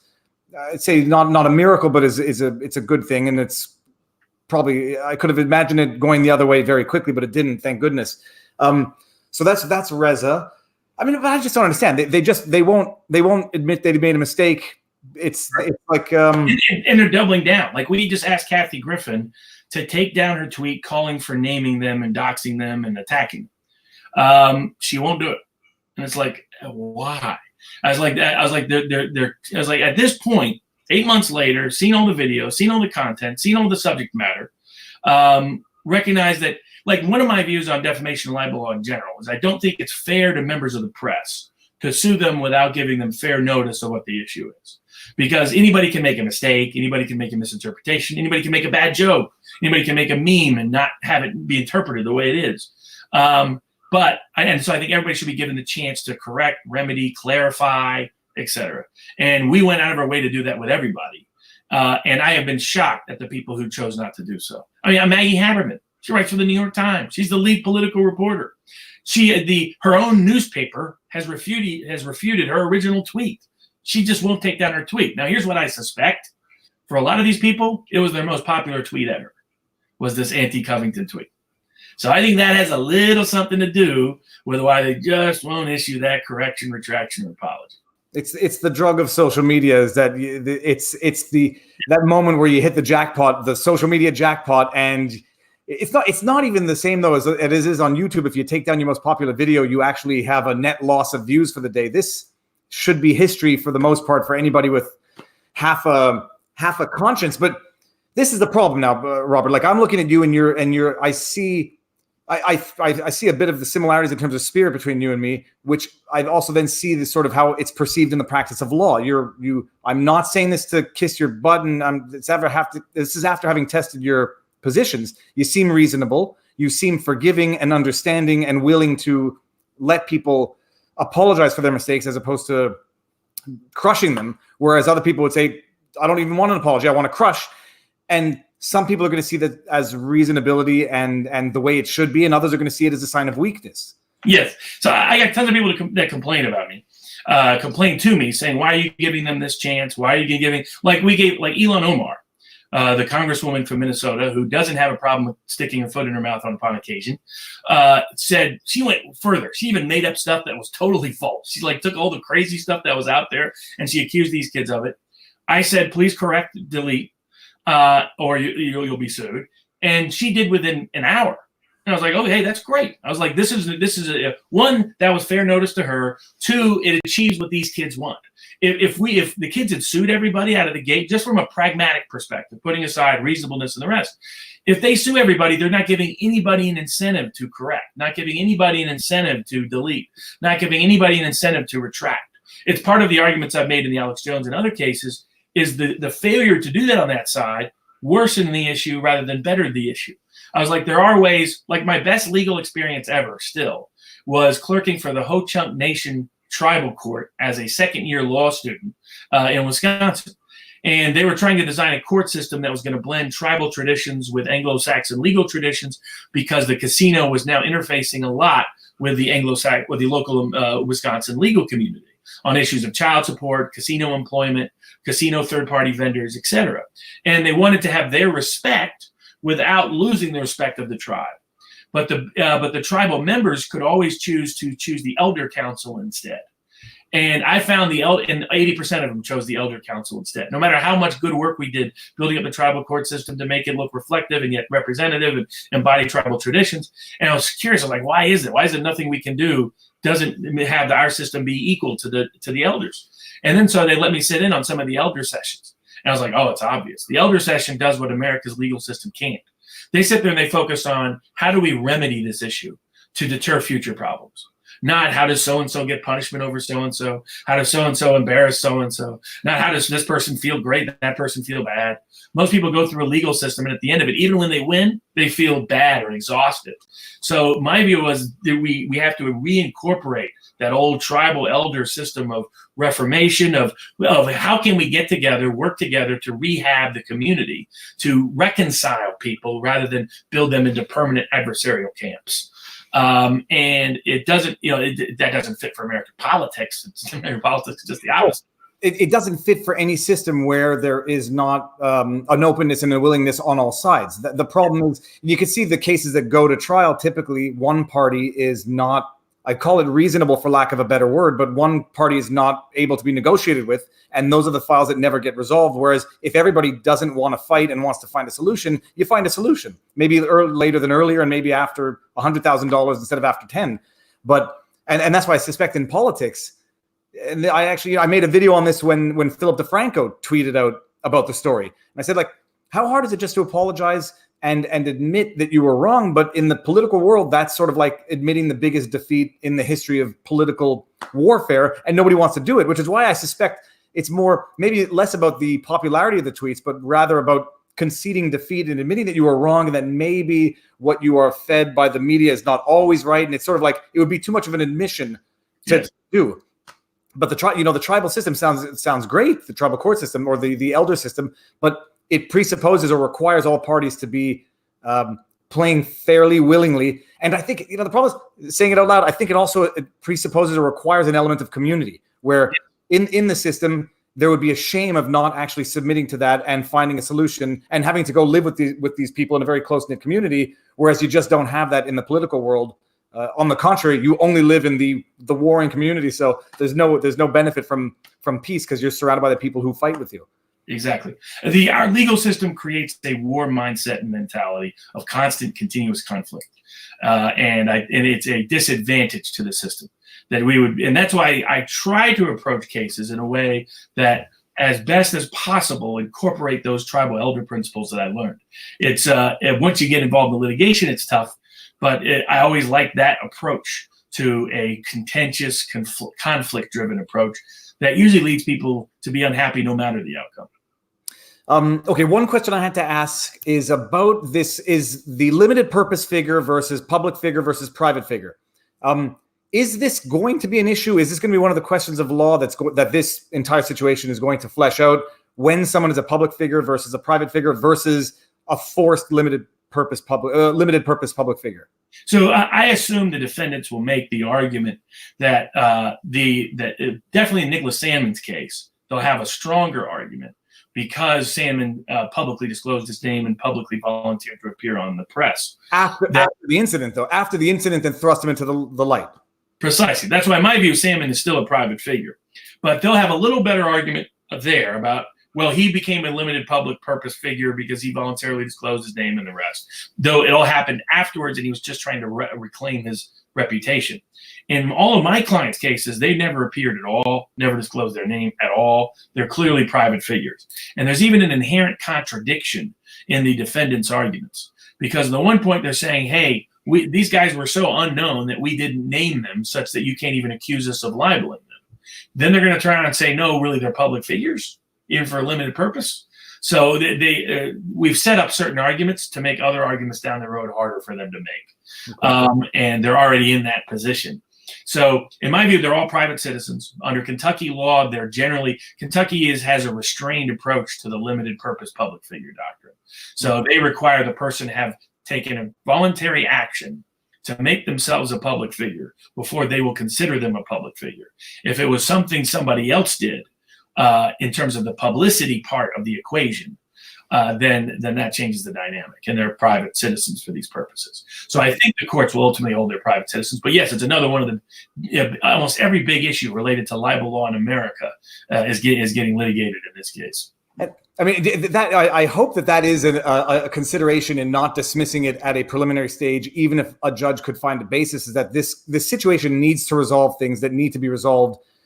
Call it for social cohesion. Like we need answers to these things. We need to know the level of liability of the press and the limited purpose figure. I mean, I need to know about that as well, because it's great. I read up that on the fact that if they become public figures, even if it's by events that are beyond them, like being victim of a notorious crime or an accident or whatever, they can become limited purpose public figures. But in Sandman's case, if being the victim it makes you a public figure for the purpose of the victimizer later on, that would strike me as being totally legally counterintuitive. Exactly. And because normally what's happened is a person has become a public figure and then the controversial behavior takes place. So like in the limited purpose public figure cases, there's a high profile crime, say 9/11. So the victims of 9/11 are now limited purpose public figures. Later on, somebody says something that bothers them and they sue.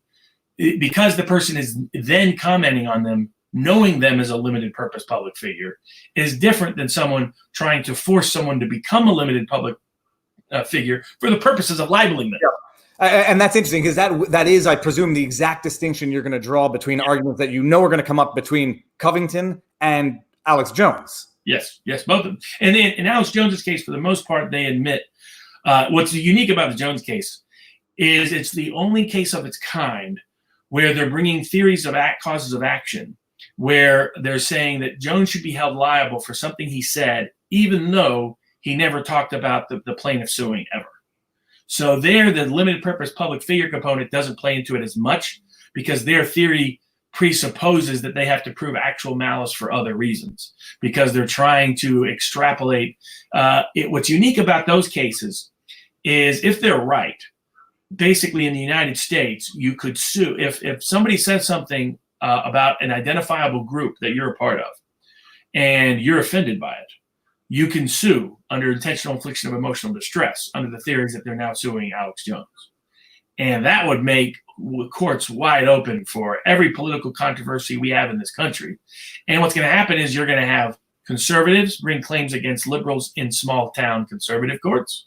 Liberals bring claims against conservatives in urban liberal courts. Our legal system will be bogged down with political disputes being litigated as tort controversies. And that, I think, is a precarious path to go down. And so there's one or two claims that are more traditional claims, but almost all the claims against Jones are claims of, we don't like what I'll give you an example. You saw from the deposition. One of the questions that the lawyer asked suggested that the legal theory being supported is, if you question who committed a crime, anybody who's related to the victim of the crime or has a relationship with the victim of the crime should be able to sue you for intentional infliction of emotional distress. Imagine what that would do to innocence projects all across the country. What it would do to everyday people who speculate on who committed a crime. Usually it is often crowd thinking of various kinds that raise questions about who committed crimes that actually help free the innocent more often than not in this country. Sadly, it's not our prosecutors' offices who, when a prosecutor office prosecutes someone, similarly to what we were talking about earlier on willingness to admit mistakes. I mean, you see these prosecutors in these documentaries where the Innocence Project proved with DNA the guy was innocent, and the prosecutor and the cop are still sitting there saying, no, I'm still guilty. It's like okay, I get you're committed to your belief, but at what point is it beyond reason? So it's often people publicly exposing it, publicly questioning it, publicly challenging it, publicly contesting it. And so I think that the people are focused on it as well. It's Alex Jones. He said controversial things. It's okay for him to get sued. And there's a lot of myths out there about what they think he's getting sued over. Most of what he's getting sued over is just having a different opinion than others that upset a certain group of people connected to victims of the crime. And if that group can sue, that's hundreds, and it wouldn't be limited to that. It could be limited to, well, the point I made in Texas was there's a lot of gun owners right now unhappy with Beto O'Rourke saying certain things about gun owners in Texas. Can they sue as a group? Because and especially if you get to allege, I think the person said something false factually, but that's often a jury question, whether something is false factually or not. So can you go through discovery and a whole expense of a trial? And if you pick a jury in the right politically oriented pool, then I don't think they've thought through. Some of the people who are advocating for these suits, who think these suits are a good idea in the press and in the legal community, have thought through the full consequences of it. I did in the case of Covington. I thought through, what are we going to argue that I think is fair from my own perspective? Because if I don't align with it, I don't think it's a good idea legally, I'm not going to advocate for it. And I'm in a convenient enough position to do that. I have the freedom or liberty to do that in ways maybe not all lawyers obviously do. And it's the same with Jones. I think they're pursuing cases against Jones that would end free press in the country. If anything you say that could be offensive to a certain group is grounds for them to sue you over it, if they think anything you said was untrue, then everybody will start self-censoring in the press, particularly the small independent press. The big press, they got big lawyers on retainer. They're not worried. The New York Times, shrugs its shoulders the last time it said the wrong thing about Sarah Palin for like the 6th time in a row. Why did they have great influence, and they have big legal fees, big legal benches. But for your small media, it's really your small media this will have the biggest impact on. People with social media bases, people with independent outside of, don't have big corporate donors or big advertisers. They're the ones that face real risk and exposure if these legal theories are allowed to go forward to the scope of them. I mean, there's some parts of the claim that I understand, but there's a lot of parts that are frightening to me from a free press perspective in the country. Let's get into it. Well, before we get into it, because it's a good topic also, although it was not announced, but we're here. Nate Brody at the beginning asked what your most memorable judgment was and why. It would probably still be the Wesley Snipes acquittals. So the Snipes won on all the felony counts, half the misdemeanor counts. That trial was the most brutalizing trial I'd ever gone through because we did not get the government's discovery until each day before the witness was going to testify. Okay, you got to back it up now. Tell us what happened. I mean, I only learned about this in your interview with Dave Rubin, and I'm not sure that a lot of people are necessarily going to know. Give us like the 30-second summary of what happened to Wesley Snipes. Sure. So Wesley Snipes was charged with 2 counts of federal felony tax evasion, conspiracy to commit tax fraud, filing a false tax return, and 6 misdemeanor counts of willful failure to file tax returns. The government was pushing for 16 years in federal prison, fines that would have bankrupted him into the $50 million plus range. They brought the prosecution in Ocala, Florida. Ocala had the highest per capita incidence of racial hatred incidents over the past decade. Snipes had never lived in Ocala, never even been to Ocala. They brought it there because someone that helped file a document did it from Ocala, and that's the way federal jurisdiction works. They get to cherry pick their locations. The jury pool was all white. There were several African American. Of the 115 people who were brought in for jury duty that day, it appeared to me that at least a dozen were African American. By the time we got in, all of them had somehow been dismissed from the jury pool. So it was 85 all white jurors in a small southern town where outside of the local courthouse, they still had a statue to the founder of the Ku Klux Klan.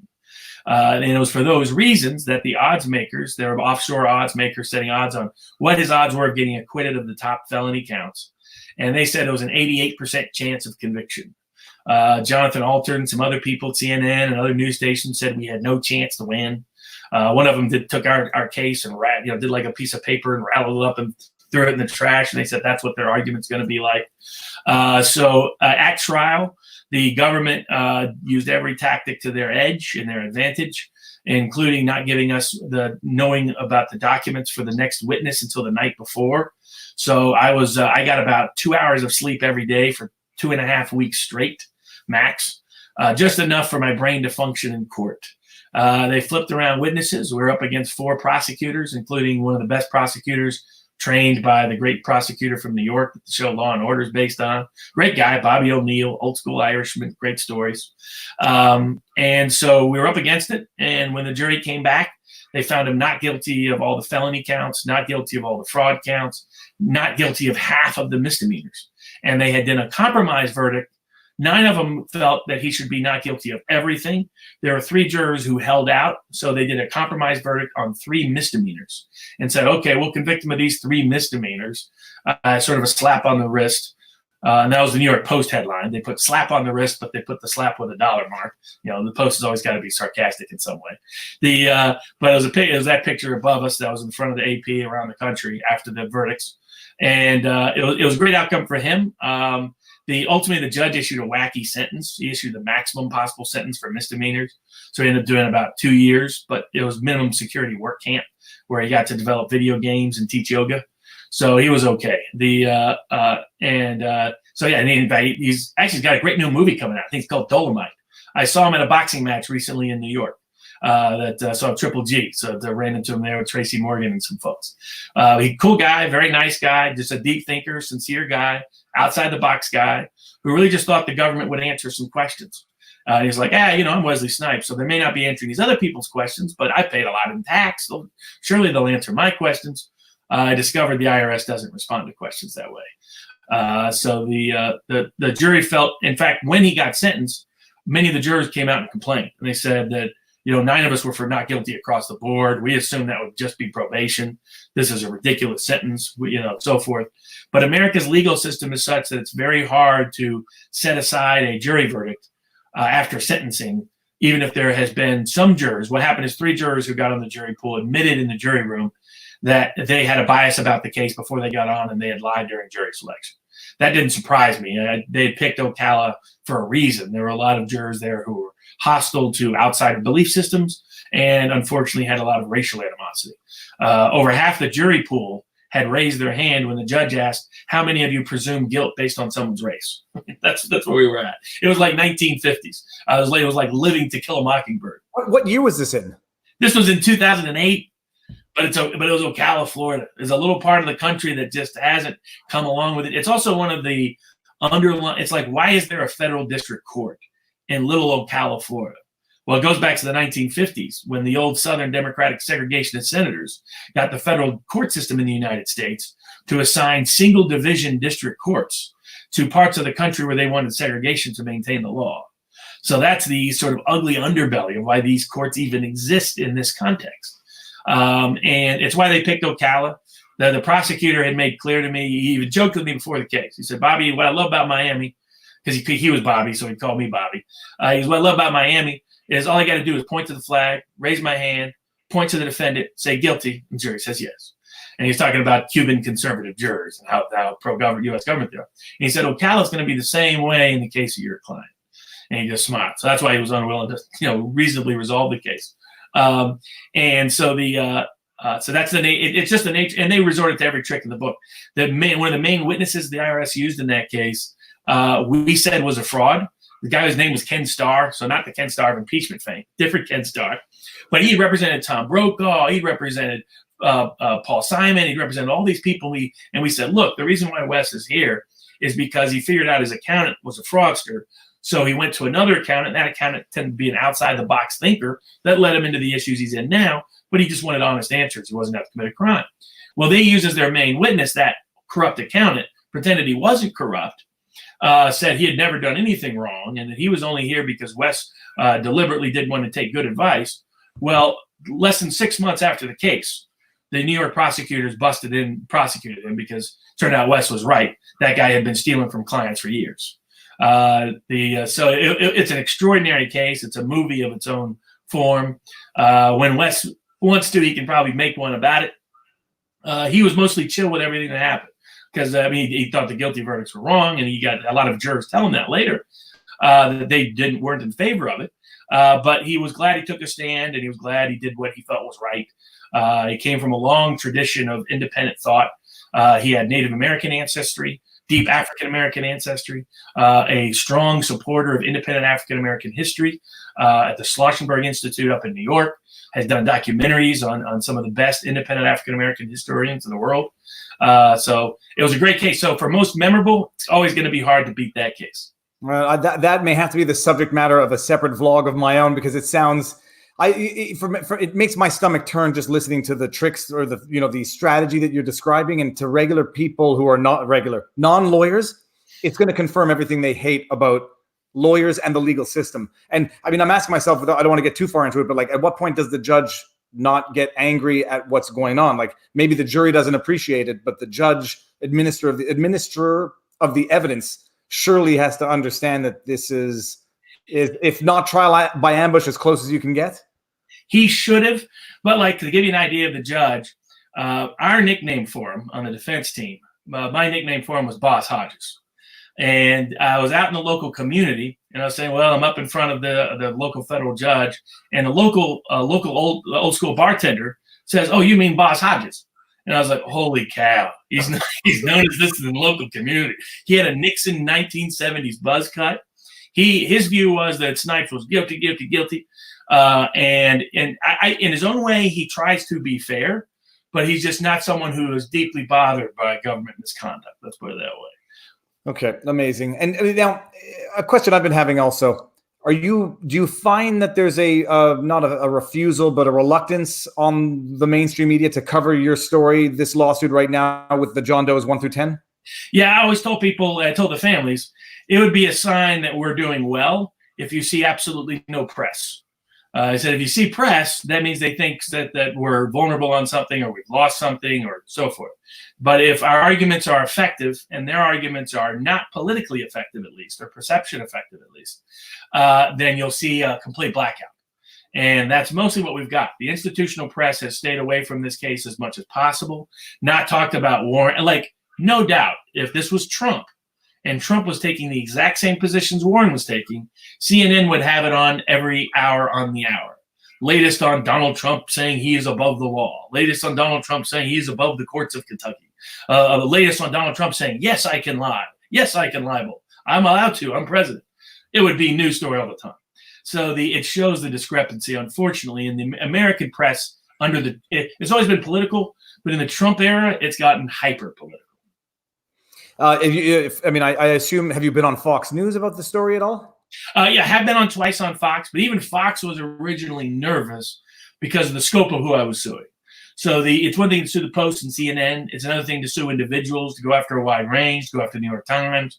I got political pressure initially early on in the case from people connected to high-profile politicians in Kentucky not to sue Maggie Haberman because she works for the New York Times and covers the Republican Party. So it's just the nature. There's a lot of institutional pressure to go a certain direction. I always ignore that pressure. But there are people who went on Fox who said inaccurate things about my case, inaccurate things about me before we'd even filed the case, solely to make sure that trying to deter me from bringing certain cases and claims. So it's just the nature of the animal. When power aligns, they tend to align together. The thing with there's some people that out there that have brought suit or that bring suit in these kind of cases that focus on institutional media. My view is that's counterproductive. Institutional media has deep benches, big law firms, and they really don't change much no matter what happens when they get sued. Individual members of the media, on the other hand, pay great attention when they're individually sued. And everybody else who's an individual media member pays attention. And that really gets people to change their policies. I brought suit a couple of years ago for Cassandra Fairbanks because they had said this was a racist sign. I was like, that's A-OK, that's Dre, that's Obama. This video just got taken down off YouTube. Yeah, exactly, precisely. Exactly. There's a screen cap of that. Exactly. It's like Tiger Woods, hat has, it's this. So but I sued by just saying, let's stop the members of the media, sued individual media member. So let's stop doing this. And we won part of the case, lost part of the case. So it didn't get into discovery. But what it did do is members of the media quit saying that was a racist sign anytime anybody used it. They've gone back to sporadically doing it, but much more careful when they allege it. Well, but I think, am I not right in saying the ADL actually just confirmed it as a hate symbol? There was a discussion, and I thought it was a meme at first, but then I think I actually checked, and it was on the website. what's fascinating is initially the ADL was the one to come out and say that it wasn't a race hate signal. And then they got so much pushback from people saying, no, we want it to be a race hate symbol, because there is a traditional white power sign that's made with two hands that has a W and a P. Okay. That is entirely separate. That would the AOK was not, and this was another example of 4chan memeing the media into creating something that exposes the media to look like idiots. It's as soon as I saw Hillary Clinton talk about Pepe the Frog, I knew that 4chan has reached a new level of trolling.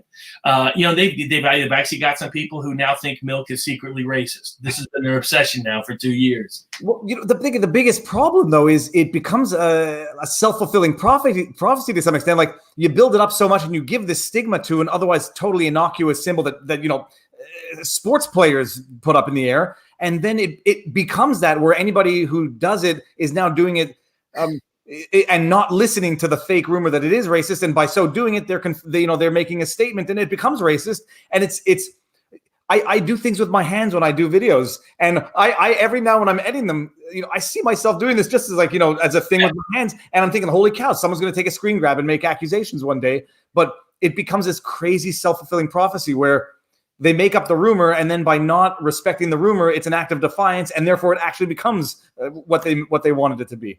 It's just an insane world. It's what the 4chan trolls think of the world, and the world is exposing itself as a mere reflection of what they project upon it. But what's fascinating is one of the reasons why it became popular within Trump world is because Trump does it a lot.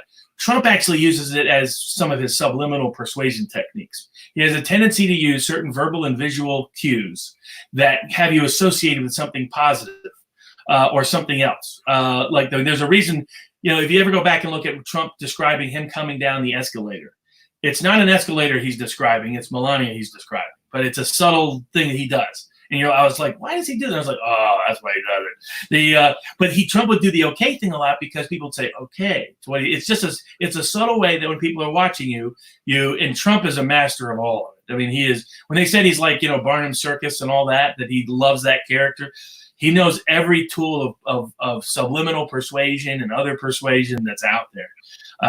And it is very deliberate. I mean, there's some things that are screw ups on his part, but he does so many things that are sophisticatedly deliberate that now nobody can tell the difference. So he's like a 4chan troll in that respect. Well, it's amazing. Yeah, and I say that there are obviously sometimes things that he said. Well, he says things that he says are just outlandish, but then the issue becomes capitalizing. If it's a mistake, capitalizing off the mistake, and if it's deliberate, the people call it 4D chess and whatever, but it's all up for interpretation. This is one thing I'm wondering now, because you seem very comfortable and I say confident, but also relaxed. What level of how do you deal with the notoriety that comes along with being Alex Jones's attorney? The Covington Kids, I can see you'll get called names, but there is a certain notoriety, justified or unjustified, depending on your perspective. But everyone says Alex Jones, oh my goodness. And if you're his attorney and they know it, how do you deal with that? And what impact does it have on how you actually conduct yourself? So the advantage is I've represented everybody across the political spectrum. So there's always been someone intensely opposed to whoever it is I'm representing and in the particular cause that I'm representing. So it started with Ralph Nader. All the hardcore Democratic friends of mine hated him. Republicans already didn't like him, representing him in a wide range of election contests in 2004. And then I represent a lot of people who were labeled tax protesters, and they were people that nobody could win cases for. And when I looked at them, I was like, most of these people are just true believers. It's like, they may be wrong about tax law, but we have civil remedies for that. And the IRS has the most invasive civil remedies known to man. I mean, they can take your kid's teddy bear for collection purposes, and in some cases they have. So I was like, why do we need to lock them up just because they have a unique belief system?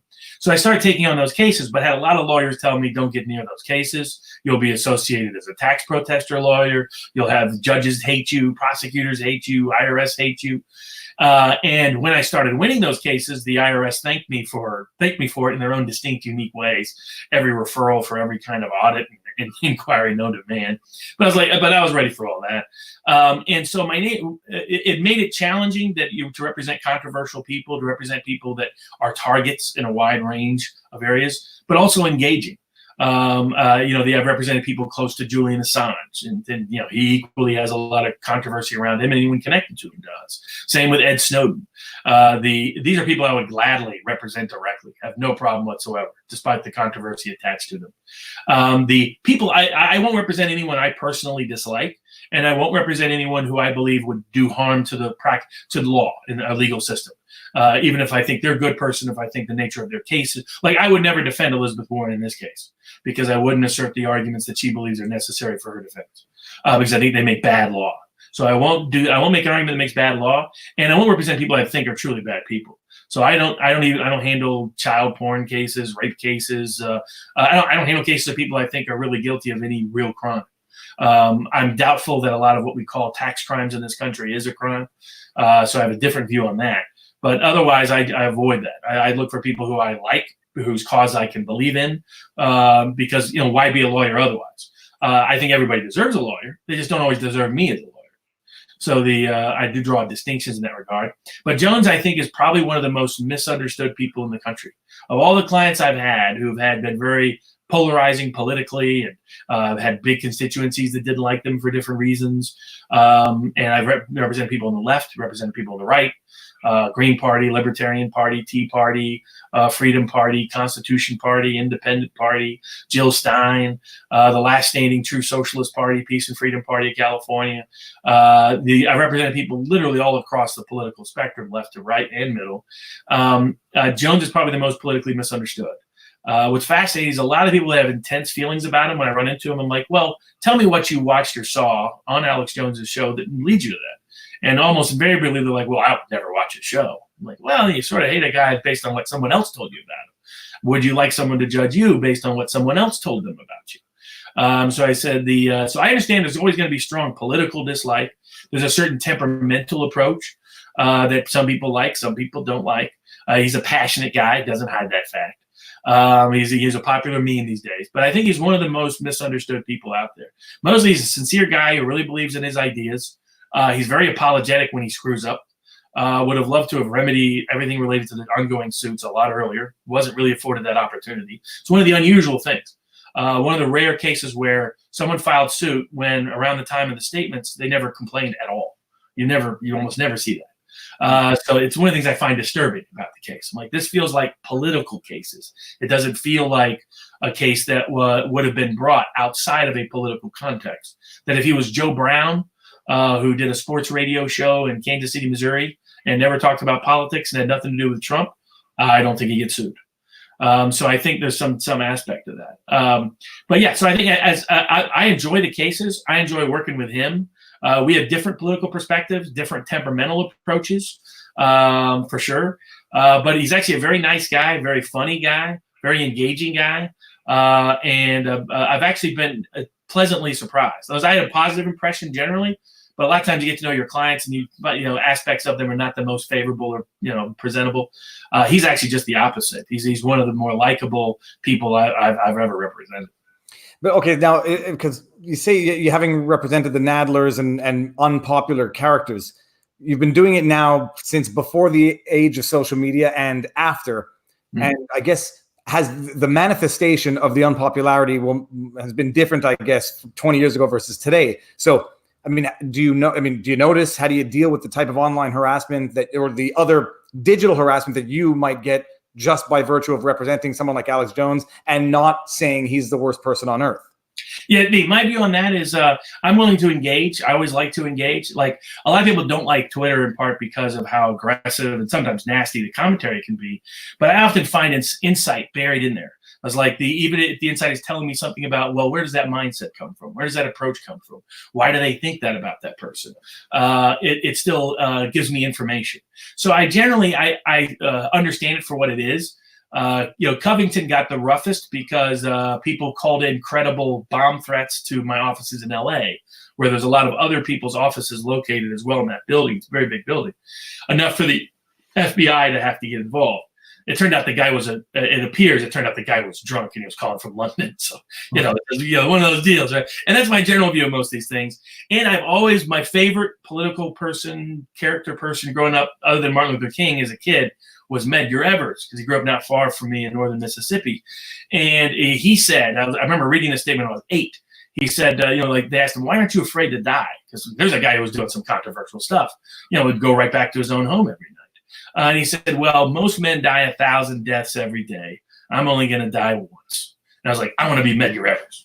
Now, I can't quite be Medgar Evers or live up to Medgar Evers, but I can do a little bit of it. So I like that mindset. So I generally don't worry about how people react and deal with it. I occasionally will block people on Twitter if they're truly nuts and just harass every single day and mess up everybody's Twitter feed.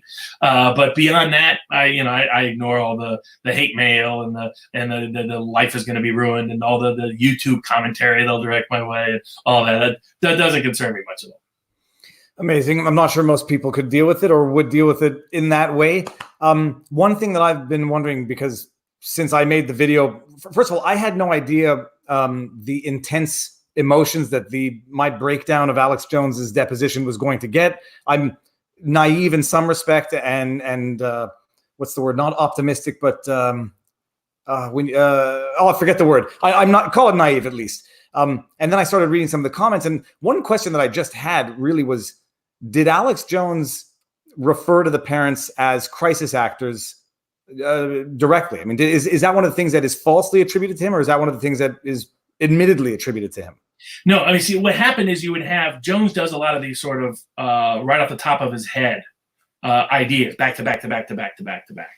And so his views, generally, he stayed away from that aspect of the Sandy Hook story. It was a lot of other people on this is when YouTube was really taking off. So like back after Sandy Hook, there were like videos with 10 million plus views produced by other people and had no connection whatsoever to Jones. And what it was is people were hammering Jones, why aren't you covering this story? That's this huge viral YouTube video. And that was the one that put together all these crazy connections that thought people were actors and all the rest. That's where all that started. Now, some of the criticism, and what happened is a lot of the politicians reacted oddly to Sandy Hook. They politicized it very quickly around guns. And there are like things like the coroner's interview and other people that if you watch it, you're like, okay, I see why people interpreted that as odd, not knowing that almost all coroners are just unusual personalities. There's a reason why they don't put them out for press conferences normally. But most ordinary people don't know that. They think of their coroners like Dr. Quinn from TV or whatever. They're not someone nice and likable and and does investigations on the side. So what would happen in those contexts is Jones never made any statement about any individual connected to Sandy Hook, really ever. They have one or two statements they attach to other people, but not to Jones himself. And instead, what the Court of Appeals recently said was, well, he made broad statements about parents over here, and maybe someone could say that this statement 8 sentences later was about them, even though the statement itself isn't about them. And anyone who watches Jones knows he's like Trump, skips from one topic to another topic to another topic to another topic very fast. And unless you're familiar with it, you could think one is not tied to 4. Often it isn't. It's only connected. It's like in Trump's brain somewhere, this connected to this, but it's not really connected in his verbal display of it. So that was what was unique about this whole case, was they didn't like Jones's general views questioning what happened at Sandy Hook. Though most of his challenge of what happened at Sandy Hook was whether or not our mental health facilities are adequate, whether or not Big Pharma bears responsibility for the side effects of SSRI on certain people with mental health, certain kinds of mental health issues, whether or not the school safety system was adequate, whether or not more guns rather than fewer guns would have protected the kids, things of that nature, go into deep-seated political controversy. Like issues like guns trigger people's deep emotions on both sides, as was recently displayed in the dispute between Beto O'Rourke and a woman in Newtown, where Sandy Hook Elementary School is located. So there's all these beliefs out there about what Jones actually said. And I remember I was fascinated. I read through the suit and I was like, there's almost no quotes here. I was like, where's the quote that Jones says what some of these news stories are saying he said? And I was like, okay, if there's no quotes, then like as a libel lawyer, first thing I look for is quotes, whether I'm defaming it or whether I'm bringing the claim. If I don't have the quotes, then it's, well, by inference, and maybe sometimes you have credible by inference, by innuendo. Sometimes somebody has a bad opinion, and that opinion, fails to disclose certain false facts behind that opinion. And that dynamic. But that was not what they were alleging here mostly. What they was alleging was fascinating is most of what these suits allege is really just what you saw the questions about. And so a lot of the questions in the deposition were revealing that way. You notice they didn't play a specific quote of Jones that much. It was more, how could you think something like this topic? Or don't you think it would be offensive for you to have a different opinion on a crime than someone else? And I was shocked by some of the questions. I was like, this is where I feared these lawsuits were going. Not so much as the Jones, but as the broader public discussion and debate and dialogue in this country, particularly for independent press, the small free press, that if they can be sued into oblivion, and most of your small free press can be, pick the right case, right courtroom, you could be sued out of business. And the whole reason why New York Times versus Sullivan exists would be moot, unless you're the New York Times. And that's what happened in New York Times versus Sullivan. $500,000 judgment in that case. And people forget that news advertisement said completely false facts. Half of the facts that they alleged were completely false about the police commissioner and his committee there and the policemen there in Birmingham. But the Supreme Court rightly saw what that case was about. Supreme Court looked at this and said, oh, okay, no. This is about trying to politically suppress civil rights in the South by misusing state tort libel laws and state courts to do it. And this verdict was way out of whack with any actual damages suffered by someone who wasn't even identified in the suit, who was simply part of a small group that could have been considered identified, but not small enough to meet defamation standards. And like what separates the Covington case from the Jones cases, the Covington cases is all of my clients were specifically identified by photographic image to the world. And so that's why their friends and family knew about them. If the only statements had been Covington boys and they had never been photographed, then they would have a much harder case. The Jones cases, they were never identified by photograph, never identified by name. So they're saying, well, he said some things, and somebody could possibly interpret, if you combine the sentences in this unique way, that it might be about this group of people. And then they said a second stage. They said, well, because you could look them up on the internet, that might mean it's of and concerning them. Well, no court has ever said that before. So it's these new legal doctrines. And I think what's happening is that a lot of the press, a lot of the courts, a lot of the public opinion are focused on this being about Alex Jones, not realizing the law that's made for Alex Jones is going to be the law made for all the press in America. Well, so you know what, I know a lot of people who don't agree with what you're saying are probably going to be thinking this. On the one hand, whether or not it's of and about when everybody necessarily knows, not even the Kentucky community standards, but everybody knew who he was talking about. So whether or not they had to look them up to get specific names might be more or less relevant. That some of the things that if he wasn't making the statements, he was asking the questions, and some people are going to say that that's tantamount to a statement. The question really is going to be, and a lot of people are asking it, is Jones to be considered media in the first place? Or is he just to be considered an individual making statements? Now, because he's trying to get the protection of the media, where a lot of people are not going to say that he is, or are not going to recognize that he's to be considered media. So, I mean, that question of itself, what is the criteria as to when something becomes media and benefits from that protection? Well, it's my view as to the same view as I have on the Sorkin-Zuckerberg dispute currently pending about truth.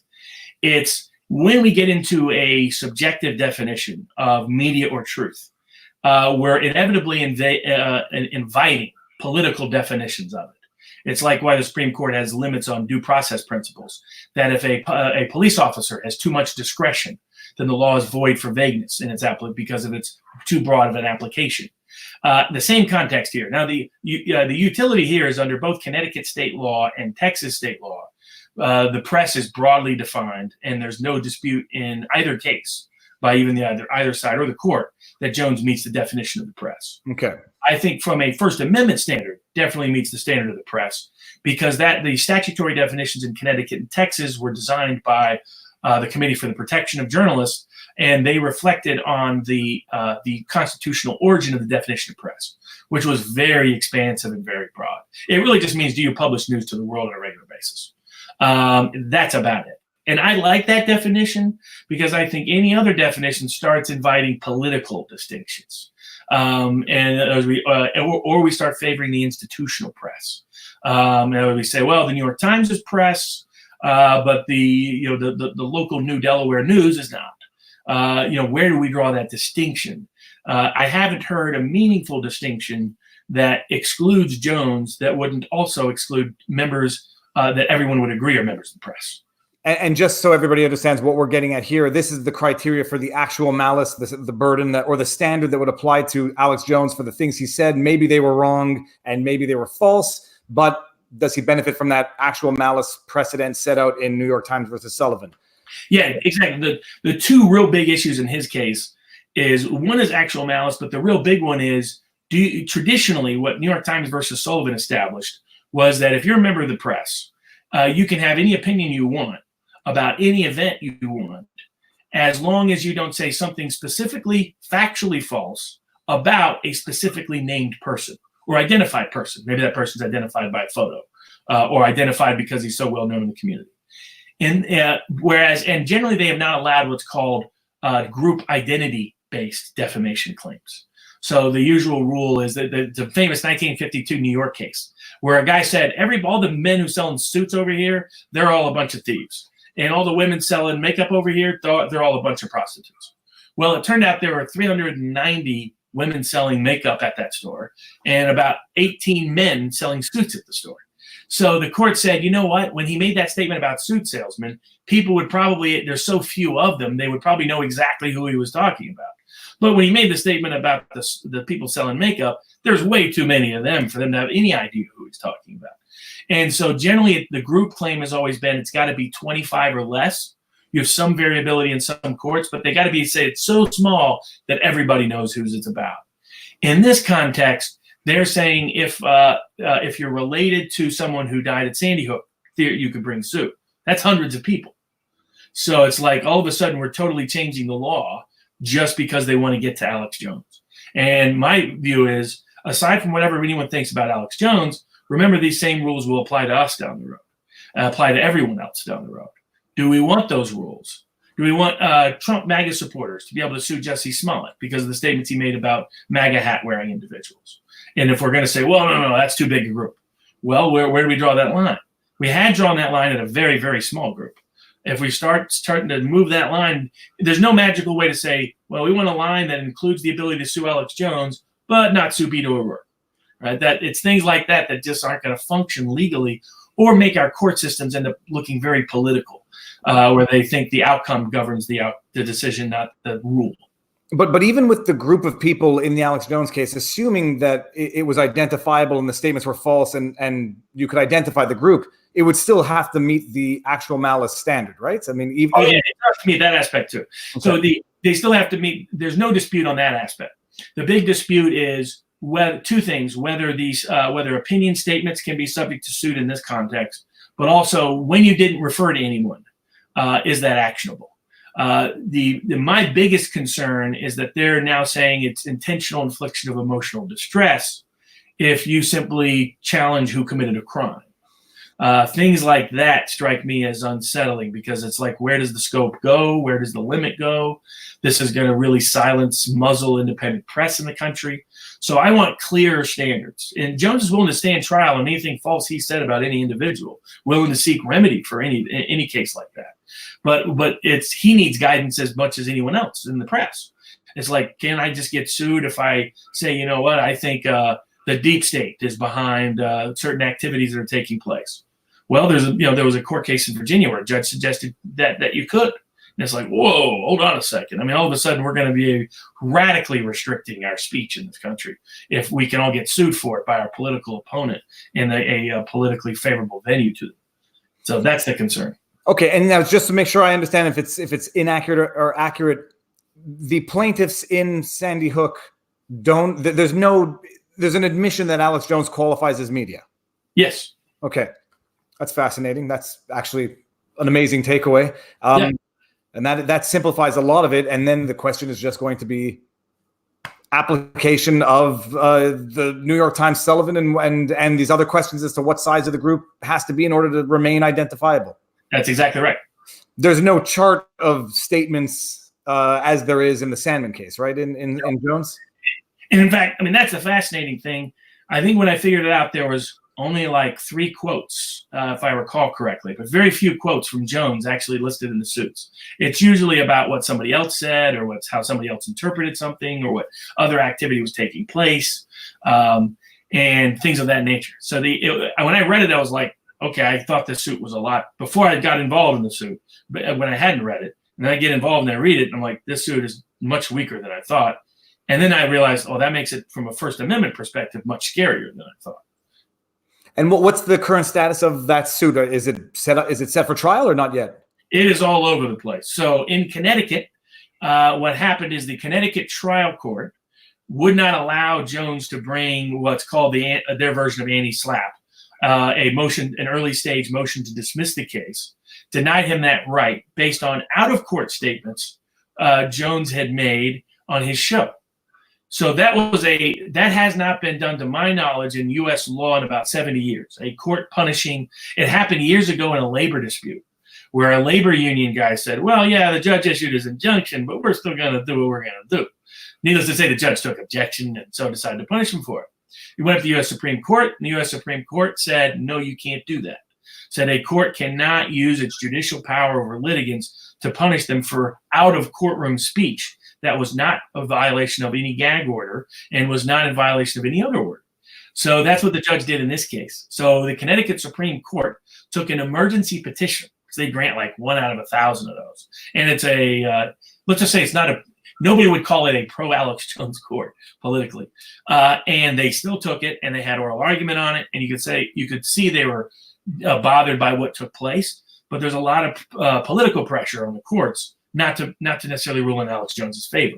That you look at all the great First Amendment cases. The New York Times was not popular in the state of Alabama. Nazis weren't popular anywhere. Brandenburg and the Klan weren't popular anywhere. The Westboro Baptist Church wasn't anybody's idea of a funeral welcome home. And Hustler magazine wasn't exactly. That's the only one I could think of. Larry Flint offhand was the one. Well, I had never actually seen what he looked like in real life until I saw the deposition. I always thought he was, like Woody Harrelson. Yeah, I saw the deposition where he's picking his nose and eating his boogers, and I never realized what an eccentric character the person was behind the Hollywood movie. Intensely. So it's not the Supreme Court usually goes out of its way in those cases because, unfortunately, the American legal system has not done a good job at the local court level of protecting politically controversial speakers when the First Amendment's only needed for them. We don't need the First Amendment for speech everybody likes. We only need for speech that folks get agitated about. And so that's why I think the Jones cases will go up to the U.S. Supreme Court ultimately. But so in Connecticut, there's a whole new constitutional issue. Can the courts use their power to punish out-of-courtroom speech because they have one of the participants in that out-of-courtroom speech before them in a court case? In Texas, it's at all different levels. One case is going up to the Texas Supreme Court. One is pending before the Texas Court of Appeals. 2 more are going to the Texas Court of Appeals. And one is pending before the Texas trial court. So that's in another round of discovery. So we're back to doing the same discovery with a lot of the same lawyers last time. So hopefully that'll be less eventful this time around. That's amazing. And I mean that's madness. I don't know that people who are not lawyers can appreciate the amount of. It's one file, but it's 20 files. Exactly. And it doesn't even include, before 2017, Alex Jones had never been sued in state or federal court for anything related to his speech or activity. Since then, over a dozen lawsuits and filed within 6 months. And that's why I tell people who tell me these aren't politically motivated, I have a hard time believing that because of the timing of the suits. Jones was widely blamed by people on the Democratic side of the aisle. Hillary Clinton started in August 2018. For a large part of Trump's success. Trump is the only candidate to ever appear on Alex Jones's show. Jones's audience overlaps with a lot of Trump's. According to CBS polls and other media polls, Alex Jones has 35 million very favorable fans in the country. That's more than half of Donald Trump's presidential election vote. So because of it, he really got under scrutiny. And it feels like, I think reasonably from people in his camp, that he's being the victim of lawfare, that you're politically motivated lawsuits, at least in part. People are bringing copyright suits based on some photo being on some article 8 years ago, that kind of thing. So it's stuff that it feels like from every which direction. And if it isn't meant to censor his speech, it sure feels like it's meant to censor his speech. So I'm sure a lot of people bringing suit have strong reasons for bringing their claims. They're not politically motivated. but it doesn't feel that way to people on Alex Jones's side because of what they see in their own personal life experience. All right, that's amazing. Okay, we've been doing this for 2 hours now, which is I didn't know that you would stay this long, so I'm very thankful. I'm going to go to the comment section. If anybody has any questions that we haven't gotten to, stick them in there, and we'll see if we can get to them, and we'll call it quits sooner than later. Okay, so that's actually phenomenal. What else? I mean, what else is there to go over? I mean, so there's no. Are you representing Alex Jones in all of those cases? So I'm general counsel, outside general counsel, managing the cases. I only appear where necessary. So, and usually I have local counsel that's familiar with the local courts, familiar with the local process. Let them run the case at the local level while it's at that stage. If it gets up to the U.S. Supreme Court or Texas Supreme Court, then I'll get involved. And I've already stepped in on some cases. And if it ever gets closer to trial, I'll get more involved. So I get more involved as needed, but I'm behind managing all the overarching strategy for all the cases and making sure everybody's organized and that Jones doesn't end up, double and triple billed, things like that. You want to make sure it's coordinated, make sure it's done correctly. And the lawyers on the other side bring up personal attacks almost right away, unfortunately. So it's that kind of litigation. So if they don't like something, they've already attacked me personally repeatedly in both courts. I've been attacked more in the Alex Jones cases by the opposing lawyers than I have in all my other cases in my history combined. And I've dealt with some tough cases where the other side was very motivated and animated. At times it feels like they're trying to prevent people from representing Jones by attacking any lawyer who represents him. I have no doubt. I mean, I don't think that's anything specific to Alex Jones. It is attacking a lawyer disinterested in a file is to make it painful on the lawyer personally as opposed to the client. Yes. Okay, let's see here. Gary Finn says, "What do you think? What do you think the chances are in the Covington case on the merits?" I think legally we should get to trial, and I think ultimately all these parties will. I'll be surprised if they all don't settle. If one or two are willing to go in front of a Kentucky state jury and take their chances defending their position, okay. But I think ultimately most of these defendants will either admit what they did was wrong and move on and settle, or will be found liable by a Kentucky court. Now, the flip side of that is I think it's going to be several years before we get there because of the unique procedural posture of these cases, the wholesale litigation techniques that offenses are it's within their right to use. But it just means it's going to get protracted. There's going to be every kind of interlocutory appeal imaginable. So it might be 2-3 years, and then they say, you know what, you should have been in Kentucky State Court all along. And then you start all over again. So, I mean, that's what I'm anticipating. And the quantum anywhere near the $250 million if there's a favorable judgment, or severely reduced? Yeah, I mean, for our guys, it's all just college tuition. So if everybody ponies up college tuition for 10 families, that's $500,000 per defendant. So that would be their maximum exposure. Not even necessarily looking for that level of ultimate resolution, willing to settle with lots of people without any money on the table. So so I think that nature of it, but I never saw it. I'm not a big fan of big monetary demands. I get why people made it.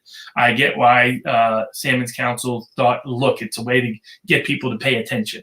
If we say it's a huge number, they'll pay attention. I can tell people there's never been a verdict anywhere near that size in the history of libel law in America.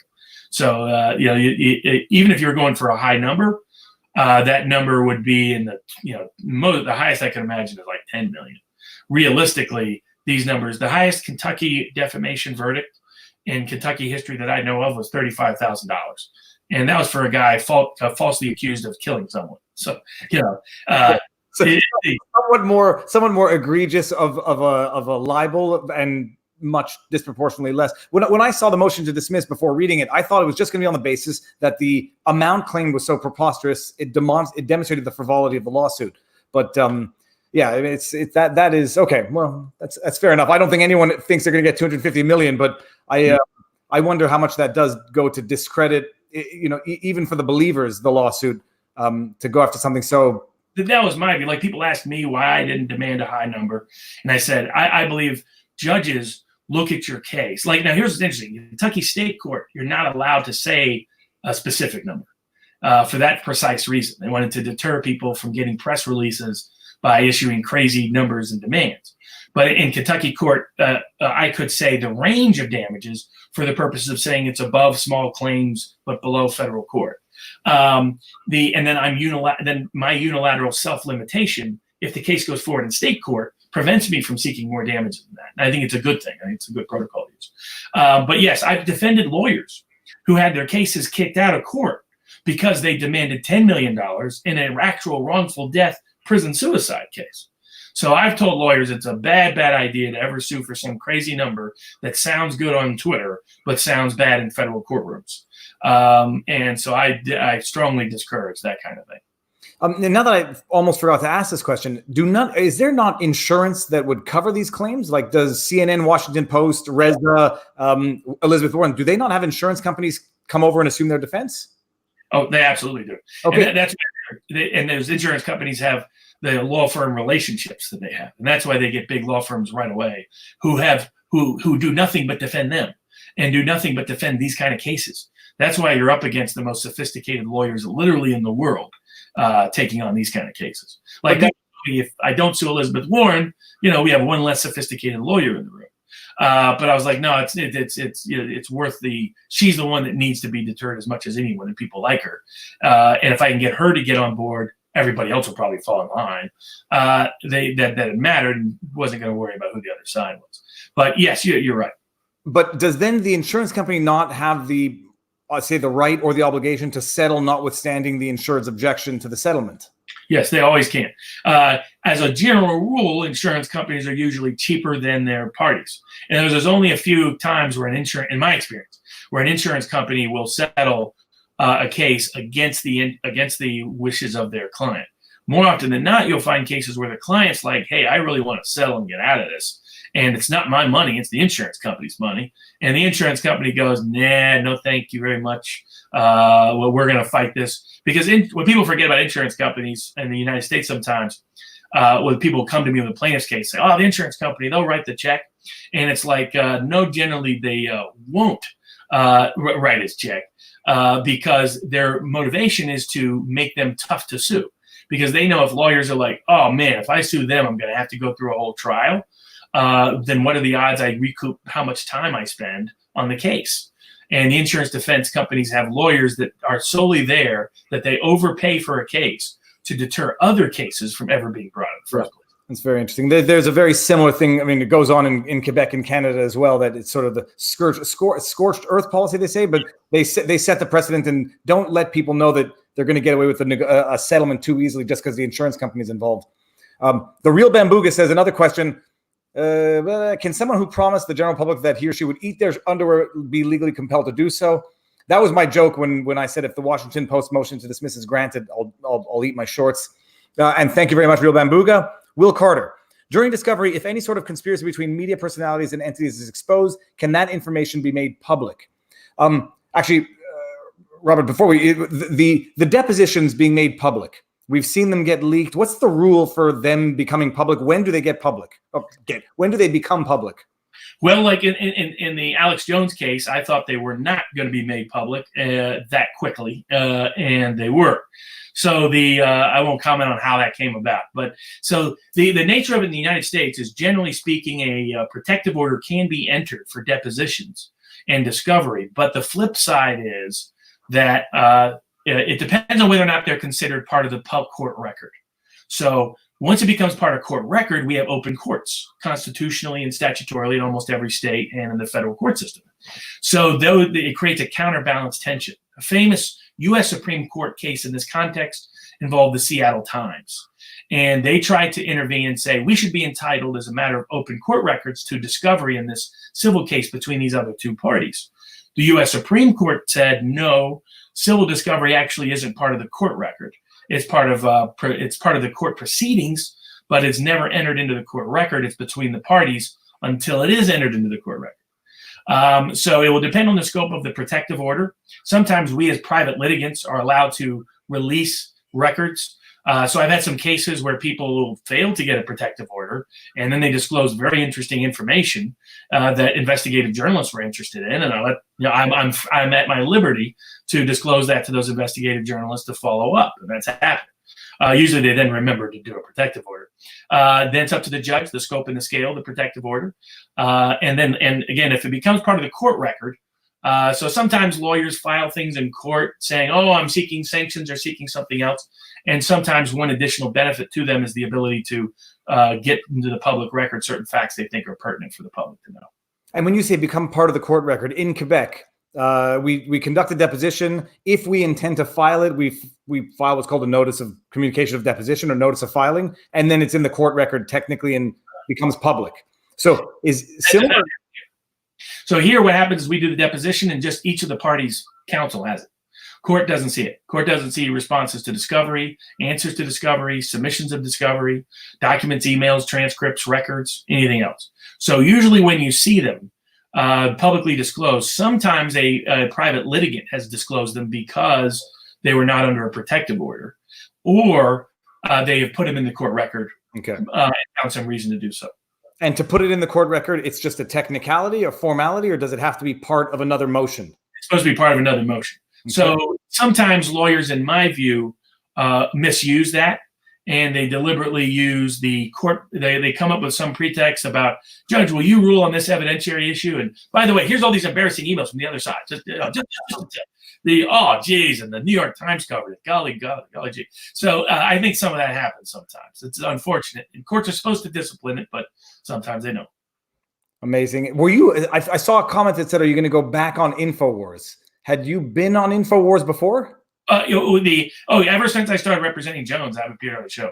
So I defend him in a court of public opinion, which has led a bunch of other lawyers in those cases to attack me because they don't want me defending him in the court of public opinion, or they don't like the way I did it, so forth.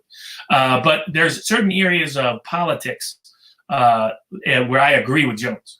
Certain First Amendment issues, certain issues about what I consider governmental corruption, what I consider sort of administrative state policies and prerogatives that are opposed to, I would say loosely, people would describe me as my politics as populist, equally left, equally right. So I'll be on probably next week. So talking about something. So Jones will interview me about legal subjects, other topics. He'll let me say anything I want. What's interesting thing about Jones, it's actually coming out in the Sandy Hook cases, is like 95% of what InfoWars published or printed said Sandy Hook happened. The editor-in-chief Paul Watson was very aggressive about that position. He'll let people voice whatever opinion they want. In fact, he repeatedly offered to anyone who had a different opinion on Sandy Hook to come on his show. So he's one of those let's debate kind of guys. Old school. He likes debate. He likes discussion. He doesn't care if you totally disagree with him. The only thing he doesn't like is if you're not authentic. If you're hiding your opinion because you think he wants you to think what he thinks. He wants you to say what he thinks. That's not what he wants. He wants you to say what you think so he can discuss it and debate it and challenge his own opinion. And often he'll change his opinion if he thinks it's mistaken or your argument is better. Well, and it's funny. The irony is that I assume CNN, MSNBC will not invite you on to talk about this stuff, but you go on Alex Jones and you get a base that I don't know if it's larger or smaller, but I suspect it might be comparable to CNN's viewership. Yeah. Oh, yeah, no doubt. I mean, it's fascinating. I think it's the biggest thing that some of the political people I talk to on the conservative side and other members of the press is like Jones has is the biggest independent small press in the history of the country. His ability to create a self-supporting audience where he has no corporate control, no donor control. He doesn't depend on anyone but his audience for his being alive tomorrow. And that is unique, and it's very populist, in an old American little d democratic perspective. It's one of the reasons why I love it. I think it's great. It's like there's plenty of stuff we disagree on, but I was like, that's Americana to the core. I wish there were 20 Alex Joneses across the political spectrum, because that would be fun, that would be engaging, that would be entertaining, maybe a little controversial, maybe a little upsetting now and then, but that's very Americana. That's old school little d democracy in action. That's amazing. The Real Bambooga has another one. Thank you very much. The Real Bamboonga. Okay. One last, my promise. Question for both either. If WAPO's sources are named in court, will those become public record? Usually reporters refuse to name sources, correct? That's going to be coming up in the Richard Jewell movie that you'll see, is that in the Richard Jewell cases, the Atlanta Journal-Constitution never had to disclose their sources. Now, in this case, I believe the Post disclosed all of their sources. So the sources are known. There might be one or two that are not known but are widely guessed at. So in this case, source identification will not be a major issue against the Post or in our cases as well. In other cases, here's how it works. They have to disclose the sources if they're going to plan on relying upon the sources in court. Now, the Atlanta Journal-Constitution cases somehow went the other way. Somehow in those cases, the Atlanta Journal-Constitution got to say, federal law enforcement told us that Jewel was the guy, but we're not going to tell you which agents so that you can sue them. And it's like, so we can't be sued for libel because we relied on federal law enforcement, but we're not going to tell you who the federal law enforcement is so you can verify. And sadly, the Georgia courts let him get away with it. In my experience, what I advise people in libel cases is that particularly when the institutional media is involved, for whatever the reason, courts have a hard time applying the same standards they'll apply to an ordinary person or the small press, the protective standards that they apply to the big press. I think there's a reason why the New York Times has almost never lost a case in 50 years. And I don't think it's all because they were perfect in their news coverage. I think, and look at it straightforwardly from a political perspective. If you're a judicial officer or anyone else, do you really want to go after a newspaper that could go after you? So judges are human beings like everyone else. So I think they're being sincere and honest when they're making rulings. But I think that motivational factor has I think a proclivity for them to presume the New York Times side first. And I think that's what's happened in some of the institutional press coverage cases. It's a hurdle to overcome, a practical hurdle. That's sort of a political side to law where the press, which reaches tens of millions of people, if they don't like a judge's ruling, can maybe run articles that are not quite so favorable about the judge. Exactly. Okay, so this is a good question here. Andrew Fraser, did Elizabeth Warren have to personally agree with the lawyer's dismissals? They're bringing the suit, and I would say so. Yes. In other words, is it possible the lawyer said, "Hey, we're going to bring whatever arguments we think can win," and did not personally review with her each of their arguments? That's possible, but because it's Elizabeth Warren, a lawyer, a law professor, Democratic candidate for president, not likely. My guess is that in fact, her lawyers are very politically connected lawyers. They do a lot of political cases. So I don't think they would file something without her permission because they know that anything gets filed becomes part of her campaign in one way, shape, or form. Well, if I'm thinking cynically and lawyerly, Elizabeth Warren's ultimate defense later on to these ridiculous bases of a motion to dismiss is, well, I had no say in it. The insurance took over. They raised all the legal arguments, so I can wash my hands of it. Right. And she may do that. But my guess is she had kept her finger on the pulse on this one because of her running for president. If she wasn't running for president, maybe not. But because she is, I don't think she wanted anything said in her name that she didn't vouch for.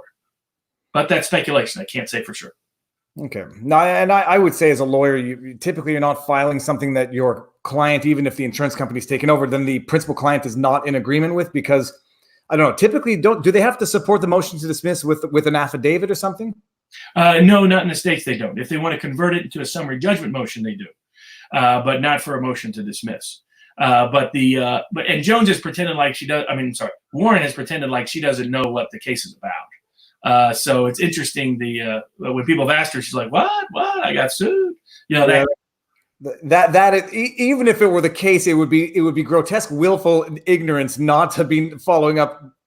Not to be involved in a lawsuit involving you, especially for a tweet you made. So I wouldn't buy that. Even if it were true, it would be a problem. That's a lose-lose defense. Yes. Let's see if I can get to another question here before we do this. I think we've done good here, Robert. This is amazing. Fantastic. You know what? Okay, I think let's just call it there. We're quit while we're ahead, but we're way ahead. This was great. I mean, thank you very much for doing this. I think I didn't know we were actually going to get this much into detail of the Alex Jones case. It's very, and the word I was looking for was idealistic. Before, when I did my vlog on Alex Jones and when I did it on Julian Assange, I was idealistic in thinking I can discuss these legal issues and separate them from the humans that are underneath, which are not underneath, but rather which are the object of them, which are very controversial humans. I learned very quickly from the algorithmic perspective on YouTube that no, that's not how it works. And even from the human emotions perspective, Alex Jones, the comment section was emotional. It was emotionally charged because you have people on both sides who are feeling very I can't think of another word, but they're into it. I mean, and for understandable reasons. Alex Jones as well. I've since become sensitized to that aspect of this vlog part. As a lawyer, I mean, it's got to be tremendously tough for you to navigate because you want to do the right thing. Even if people think it's the wrong thing, and even if you're doing the right thing for the person who people think is the wrong person, this is something that people don't necessarily understand. It's something that people weaponize to some extent, in that if you can scare lawyers from representing people like Alex Jones, you could prevent people you don't like from getting counsel, but it's only a matter of time before the people you don't like become you yourself in 10 years, and you're dying by the sword that you were wielding 10 years earlier. Exactly. No doubt about it. I mean, it's why it's critically important to defend controversial people, not worry about the political consequence or third-party consequence of that representation. If you align with the cause legally, you think that the legal interest that they're defending is important and significant, then I've always found it important to represent them and defend them. And it's the core to free speech, which has really been the foundational American liberty. And it's always going to be the controversial people whose speech is going to be targeted. It's never going to be the popular guy or the speech everybody agrees with. And it's precisely at that moment that we need lawyers to step into the breach, remind us of our First Amendment freedoms, and keep those alive in the courts of law, even when it's not politically easy to do so. And the amazing thing is also, I mean, this is my learning curve because I was never into American law, politics, maybe more so. The difference in First Amendment rights, freedom of speech in the States versus Canada, I now appreciate the nuance from an internal perspective and the appearance from an external perspective. Like when people were railing against Canada for the Human Rights Tribunal giving this stand-up comedian a fine for $42,000. And I was like, well, what's the big deal? It was defamatory. It was sort of insulting what he said. And now I'm comparing it to the entrenched First Amendment rights in the States. And I'm appreciating the big difference and living through the slippery slope where Alex Jones is one thing. In Canada, I don't know if you're familiar with the situation. Mike Ward made some jokes about a kid with a disability and his mother, and this administrative tribunal called the Human Rights Tribunal of Quebec ordered him to pay $42,000 to the kid and the mother in different amounts for they don't say defamation, but for charter violations. Exactly. I mean, people forget in the States how much we're really unique legally. Like when we're dealing with First Amendment rights or libel cases in Canada or UK, for sure. UK law is totally different. I mean, it's why in Europe they can ban all kinds of things that they cannot ban here. And I've always loved free speech the best as the greatest American tribute. And I've always treated it as an audience issue. The audience should get to hear what they want to hear. And if they don't like it, they can say so. They can penalize the person economically with whether they spend $1 on them or not, or things of that nature. But I don't want someone else telling me what I can hear and can't hear by fining it, by punishing it, by censoring it, by punishing it, whether through a libel suit or a civil claim or a regulatory claim or any other context. So I'm an old school purist when it comes to free speech, and I'll defend anybody, anywhere, any place, anytime on it, no matter how crazy the speech may be. No, it's amazing. And it's good that the world has brave people like you. And I'm not saying this to be verbose or to kiss your butt either. It requires a stomach. It requires thick skin. And it requires a bravery to deal with what you're going to deal with just by virtue of the fact that you're defending Alex Jones. Exactly. So what I tell young lawyers, look at examples there's a lot of lawyers out there that are not memorable. The lawyers that are, like Clarence Darrow, they held him in contempt 3 different times, tried to throw him in prison twice. He wasn't... in his lifetime, he was not welcomed and thanked for the kind of folks he represented. I mean, he represented people attacking the death penalty in one of the worst murder cases in American history. He defended a wide range of people across the political spectrum. He did so with no fear and no favor. And it was important, and we today recognize it. But during his time, he was trying to figure out how to avoid prison for his defense activities. So it's important to be willing to take the hits now, so that nobody went to law school really to not do interesting law at some level. So it's like find that part of the law or that area within your legal practice where you can pursue justice as you see fit and do it, because that's why you got into it in the first place. Yeah, and my personal sentiment, having had, like, you get a pulse when you reach 100,000 some odd people, and you can see a wide range of people and the way they think. My feeling now is that it's precisely when you censor someone that you legitimize them in the eyes of the center. Like, it confirms everything in the eyes of the supporter. It will never change anything in the eyes of the person who wants to censor. But the people who are in the middle, and there's a ton of them, and they're not loud. It almost legitimizes the person who's the perceived victim, as opposed to letting the ideas battle themselves out. And a good debate resolves a lot of disagreement. Exactly. Bad ideas need sunshine. The only kind of ideas to censor are usually going to be good ideas by the history of the world. So that's why everybody's always going to pay more attention when somebody is being censored than they were if someone's not being censored.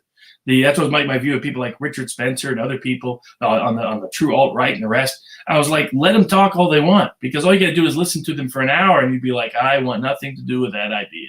That person is nuts. Whereas the people that they're trying to shut down most frequently because of something they're saying that's popular, or something that resonates, or something that turned out true. They keep a track record of all the things that people labeled the craziest things Alex Jones has ever said.